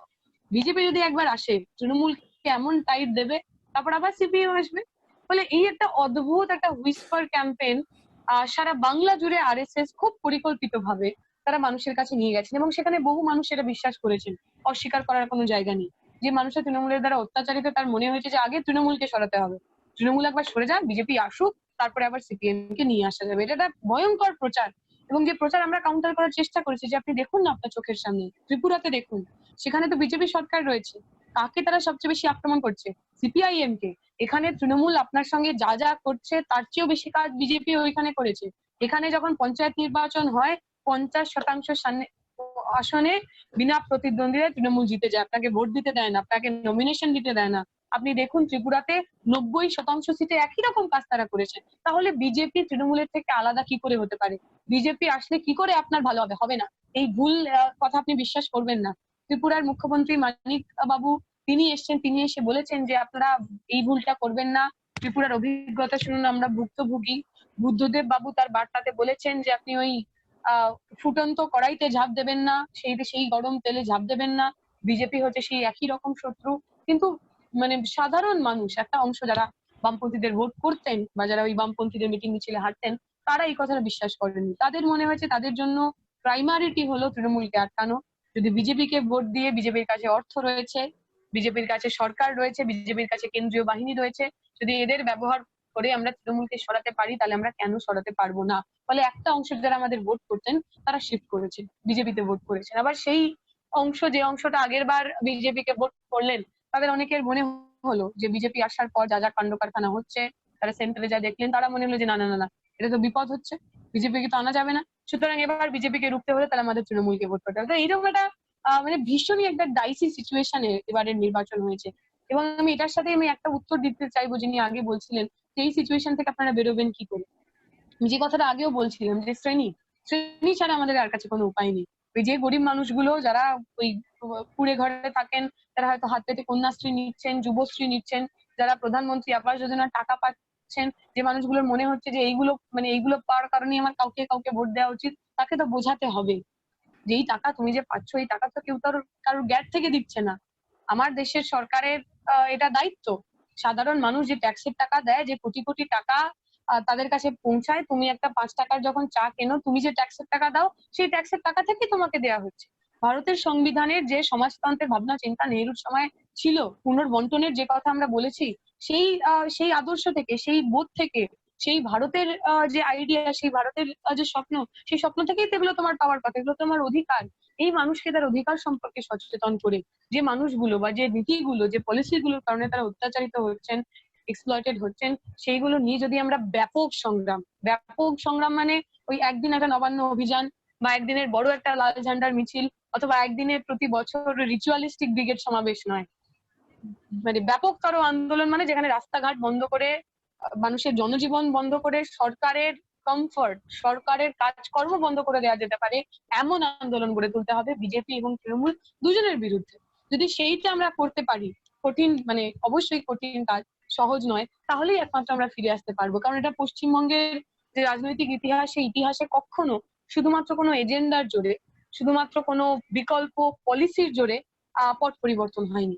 যতবার পশ্চিমবঙ্গের বুকে রাজনৈতিক পট পরিবর্তন হয়েছে, প্রত্যেকবার রক্তক্ষয়ী আন্দোলন, রক্তক্ষয়ী সংগ্রামের পরবর্তীকালে যে শাসক বা যিনি সরকারে রয়েছেন তাদেরকে চলে যেতে হয়। পশ্চিমবঙ্গের বুকেও আমাদের ওই গরিব মেহনতি মানুষগুলোকে নিয়ে বামপন্থীদের যা কাজ, বামপন্থীদের যে ঐতিহ্য, যে তেভাগা আন্দোলন, যে বর্গা আন্দোলন, যে খাদ্য আন্দোলনের মধ্যে দিয়ে বামপন্থীরা 34 বছর ধরে পশ্চিমবঙ্গের মানুষের নয়নের মণিকোঠায় ছিলেন, সেই রকম ব্যাপকতর আন্দোলন আমাদের সংগঠিত করতে হবে।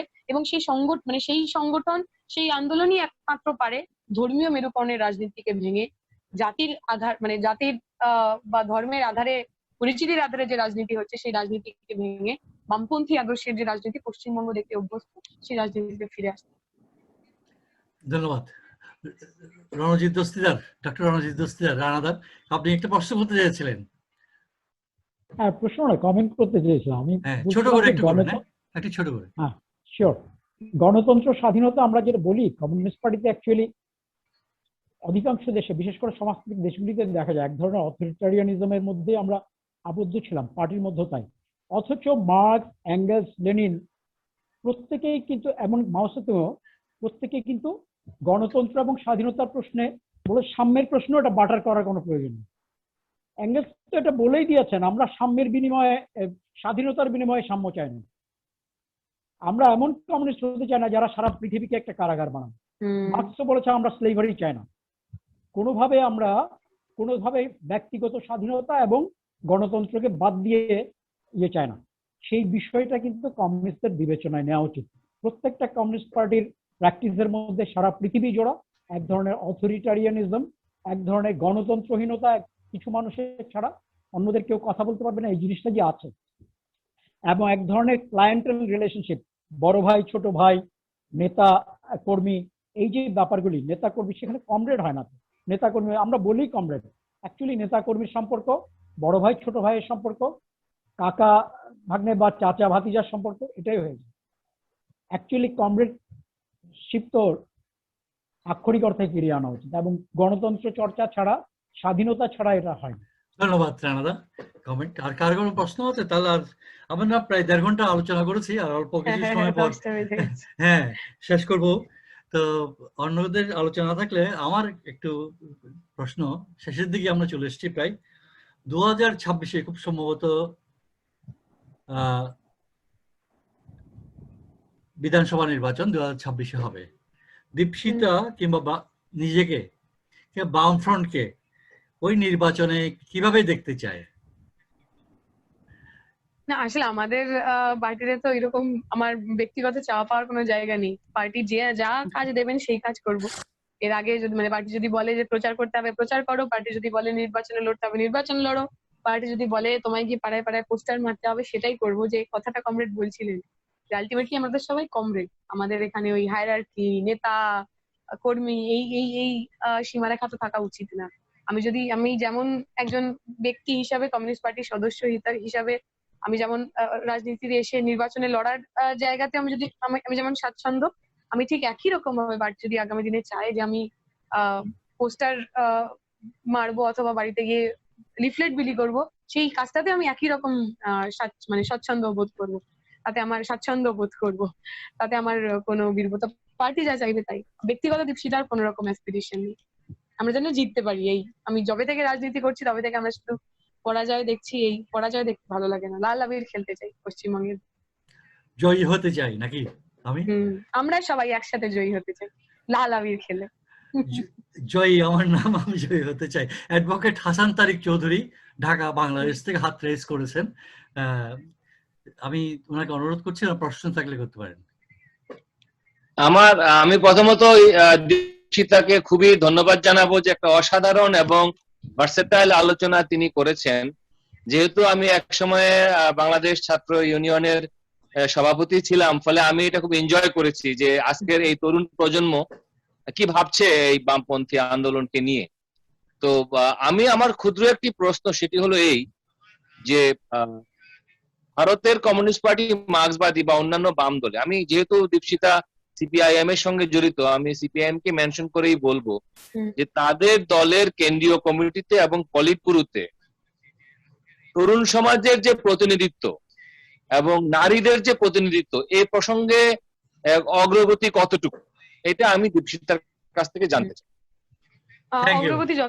অগ্রগতি যথেষ্ট নয়, এবং এটা নিয়ে মানে মিথ্যে কথা বলার কোনো জায়গা নেই। এবং পার্টি কংগ্রেসও এটা আমরা স্বীকার করেছি যে আমরা এত বছর ধরে, মানে 100 বছর হয়ে গেল আমাদের, কিন্তু আমরা এখনো পর্যন্ত রিপ্রেজেন্টেশনের প্রশ্নে অনেক ফাঁকফোকর রয়ে গেছে। শুধুমাত্র মহিলা এবং যুব সম্প্রদায় নয়, ডাইভার্সিটির প্রশ্নে পিছিয়ে পড়া সম্প্রদায়ের মানুষ, সংখ্যালঘু সম্প্রদায়ের মানুষ, অন্য জনজাতির মানুষ, এদেরকে যতটা নিয়ে আসা উচিত ছিল, যে সাম্যবাদের কথা আমরা বলি বা যাদের আমরা রিপ্রেজেন্ট করি, তাদের যতটা রিপ্রেজেন্টেশন, প্রতিনিধিত্ব আমাদের সবচেয়ে ওপরের কমিটিগুলো, পলিট ব্যুরো হোক, সেন্ট্রাল কমিটি হোক, তাদের থাকা উচিত ছিল, ততটা নেই। এবং এটা আত্মসমালোচনার জায়গা। কিন্তু আমার এই জায়গাটাতেই একটা সম্পূর্ণ প্রশ্ন যে ব্যারিয়ারটা কোথায়?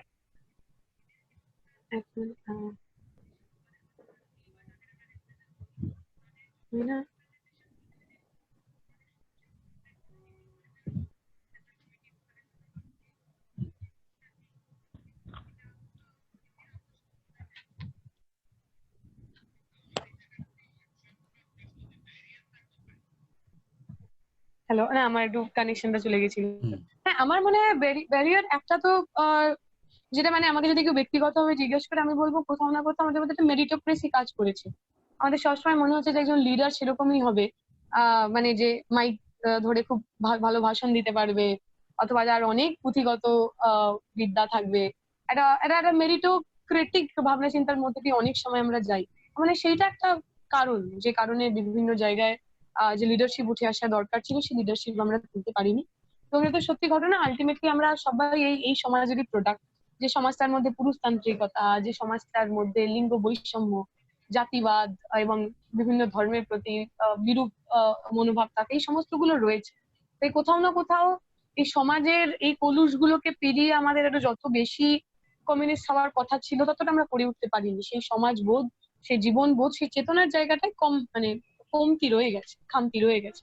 তো সেইটা যদি আমরা কাটিয়ে উঠতে পারি, তাহলে যদি আমরা কাটিয়ে উঠতে পারতাম, তাহলে হয়তো রিপ্রেজেন্টেশন, প্রতিনিধিত্বের ক্ষেত্রেও আলাদা করে আমাদের জোর দিতে হতো না। কিন্তু যেহেতু সেটা হয়নি, এবং যেহেতু ভারতের কমিউনিস্ট পার্টি গণতান্ত্রিক কেন্দ্রিকতায় বিশ্বাসী, যেহেতু অনেকটা কিছু আমরা যেভাবে আমাদের পার্টিটা চলে সেটা ওপর থেকে আসে, আমার মনে হয় পার্টি ওপর থেকে এই কনসিয়াসনেসটা নিয়ে আসবে এবং নিয়ে এসেছে। ভারতের ছাত্র ফেডারেশনের ক্ষেত্রে আমরা করে দেখেছি যে আমরা, মানে এটা সার্কুলার ডি বলা হয়েছে, প্রত্যেকটি কমিটি, সেটা ইউনিট কমিটি হোক, জেলা কমিটি হোক, রাজ্য কমিটি হোক, সেন্ট্রাল কমিটি হোক, 30% মহিলাদের রাখতেই হবে। এবং যেখানে বেশি থাকবে সেটা ভালো। এবং শুধুমাত্র মহিলারা নয়, পিছিয়ে পড়া সম্প্রদায়ের মানুষ, সংখ্যালঘু মানুষ, এদের প্রত্যেকের প্রতিনিধিত্ব যেন আমাদের কমিটিগুলোতে থাকে। সার্কুলার দিয়ে সেন্ট্রাল কমিটি থেকে এই ডাইরেকশন আমরা আমাদের নিচু তলায় দিয়েছি। এবং আমার মনে হয় পলিসিগতভাবে এই চেঞ্জেসটা, যেটা আমরা মানে আজ থেকে হয়তো 5-10 বছর আগে অনেকে মানতে চাইতো না, যে আমাদের মধ্যে কিছু সমস্যা থাকতে পারে নাকি, আমরা পারফেক্ট, সেই জায়গা থেকে আমরা বেরিয়ে এসেছি। এটা একটা সুখের বিষয়, এটা একটা আশার বিষয়। এবং পার্টি চাইছে যে ভুলগুলো ছিল, সেই ভুলগুলোকে ঠিক করে আমরা যাতে আগের দিকে এগিয়ে যেতে পারি। তাই আমি আশা করব আগামী দিনে এই ধরনের প্রশ্ন আমরা একে অপরকে বা কমিটির মধ্যে আমাদের করতে হবে না। আগামী দিনে যে কথাগুলো আমরা বলি, সেই কথাগুলোর প্রতিফলন পার্টির মধ্যে অভ্যন্তরীণ ভাবে আমরা করে দেখাতে পারবো। অনেক ধন্যবাদ। যারা ফেসবুকে দেখছেন মেরিটোক্রেসি প্রশ্ন তাদেরকে বলছেন তো, মেরিটোক্রেসি প্রশ্ন কিন্তু আমি একটু জাস্টি করি, মেরিটোক্রেসির কিন্তু ঠিক মতো কাজ করেনি। করলে কেরালায় চিন্তা করেন, গত গভর্নমেন্টের যিনি স্বাস্থ্য মন্ত্রণালয়ে ছিলেন, সম্ভবত এক নারী কমরেড, কেরালা মডেল করোনার সময় ছিল, কিন্তু উনি পলিট ব্যুরোতে নেই, একমাত্র বৃন্দা কারাত আছে। সে কমরেড, মহিলা কমরেড এখনো কেন ওখানে নেই? মেরিটোক্রেসি কোথায় কাজ করলো? উনি তো মেরিট দেখিয়ে দিলেন, কেরালায় সারা পৃথিবীর জন্য একটা মডেল উনি এটা করে দেখালেন। এবং এরকম মেরিট যদি খুঁজতে যান, অনেক জায়গায় আছে, মেরিটও কাজ করে নেই অ্যাকচুয়ালি। আমার মনে হয় পুরুষতান্ত্রিকতা প্রচন্ড ভাবে একটা আছে।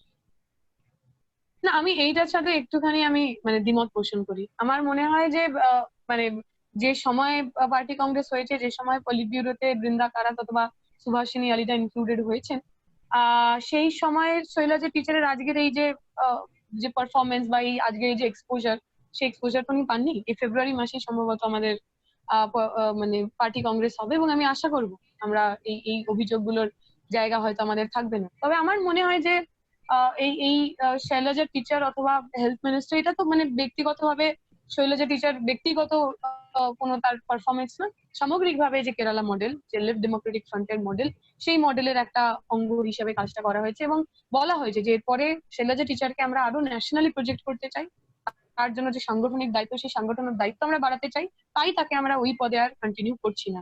এবং এইবার কিন্তু এলডিএফ এর যে মন্ত্রিসভা, আগের বার একজন মহিলা মন্ত্রী ছিলেন, এবার 3 জন মহিলা মন্ত্রী হয়েছেন। এবারও যিনি স্বাস্থ্যমন্ত্রী হয়েছেন তিনিও একজন মহিলা, তিনি ছাত্র রাজনীতি থেকে উঠে আসা কমরেড বীণা জর্জ, এবং তার সঙ্গে আরো 2 জন মহিলা তারা হয়েছে। আমি অগ্রি করি, অবশ্যই পুরুষতান্ত্রিকতা রয়েছে, এটাকে অস্বীকার করার, এবং একজন মহিলা হিসেবে যিনি কাজ করেছেন অস্বীকার করার কোনো জায়গা নেই। কিন্তু আমি বলবো there are changes, maybe slowly, আর একটুখানি তাড়াতাড়ি হলে হয়তো আরেকটু ভালো হতো, কিন্তু হচ্ছে, এবং আরো বেশি বেশি হবে এই আশা আমাদের। ধন্যবাদ। ধন্যবাদ। আমার মনে হয় আমরা 1.5 ঘন্টা আলোচনা করেছি। যারা ফেসবুকে দেখছে তাদেরকে বলবো, যারা দেখতে পারেননি যে অংশটুকু ফেসবুক পেজে দেখতে পারবেন। আমাদের এই ভিডিওটি আমরা ইউটিউবে আমরা আপলোড করব, প্রগতির যাত্রী নামে আমাদের একটা চ্যানেল আছে, সেই চ্যানেলে থাকবে, পরবর্তীতে আপনারা এইটাও দেখতে পাবেন। তো আমার মনে হয় আমরা শেষের দিকে একদম, তো আমরা শেষ করতে পারি। তবে শেষ করার আগে যারা আজকে এখানে উপস্থিত থেকেছেন আমাদের জুমে, তাদেরকে আমি ধন্যবাদ জানাচ্ছি। তারা এখানে থেকে প্রশ্ন করেছেন, এই প্রোগ্রামটাকে প্রাণবন্ত করেছেন, তাদেরকে সেজন্য তাদেরকে অভিনন্দন। তো দীপশিতাকে অনেকক্ষণ সময় দেওয়ার জন্য আজকে আমাদের 1.5 ঘন্টা। এই আলোচনা হওয়ার কথা ছিল আরো আগে, আরো একটা প্রোগ্রামে। তো সেই সময় দীপশিতার একটা কমিটমেন্ট ছিল যে আমার সাথে একটা প্রোগ্রাম হবে, তো আমি সেটা আজকে হলো ফুলফিল হলো। Thank you very much. আমরা দেখতে চাই আগামী 5 বছর পর 2026-এ বামফ্রন্ট আবার পশ্চিমবঙ্গে ক্ষমতায় আসবে। দীপশিতা বিধানসভায় প্রতিনিধিত্ব করছে বামদের পক্ষ থেকে, সেভাবে আমরা তাকে কামনা করি, এবং সেটাই দেখতে চাই আর কি। তো যাওয়ার আগে আমি একটা ছোট্ট অনুরোধ করতে চাই দীপশিতাকে। সে অনুরোধটা হচ্ছে একটা গানের যদি দীপশিতা আমাদেরকে সামনে করে, তাহলে আমরা সেটা শুনতে শুনতে আজকের এই প্রোগ্রামটা শেষ করতে পারি।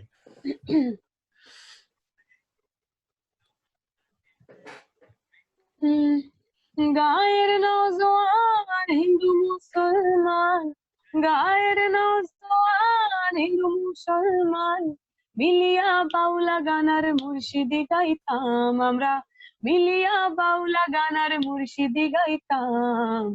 আগে কি সুন্দর দিন কাটাইতাম আমরা, আগে কি সুন্দর দিন কাটাইতাম, আগে কি সুন্দর দিন কাটাইতাম আমরা, আগে কি সুন্দর দিন কাটাইতাম। নমস্কার। ধন্যবাদ দীপশিতা। আগে সুন্দর দিন কাটাইতাম, ভবিষ্যতেও সুন্দর দিন কাটাতে চাই, এই প্রত্যয়, এই প্রত্যাশা নিয়ে আজকের এই আলোচনা বা আড্ডা আমরা এখানে শেষ করছি। সবাইকে অসংখ্য ধন্যবাদ। সবাই ভালো থাকবেন, সুস্থ থাকবেন।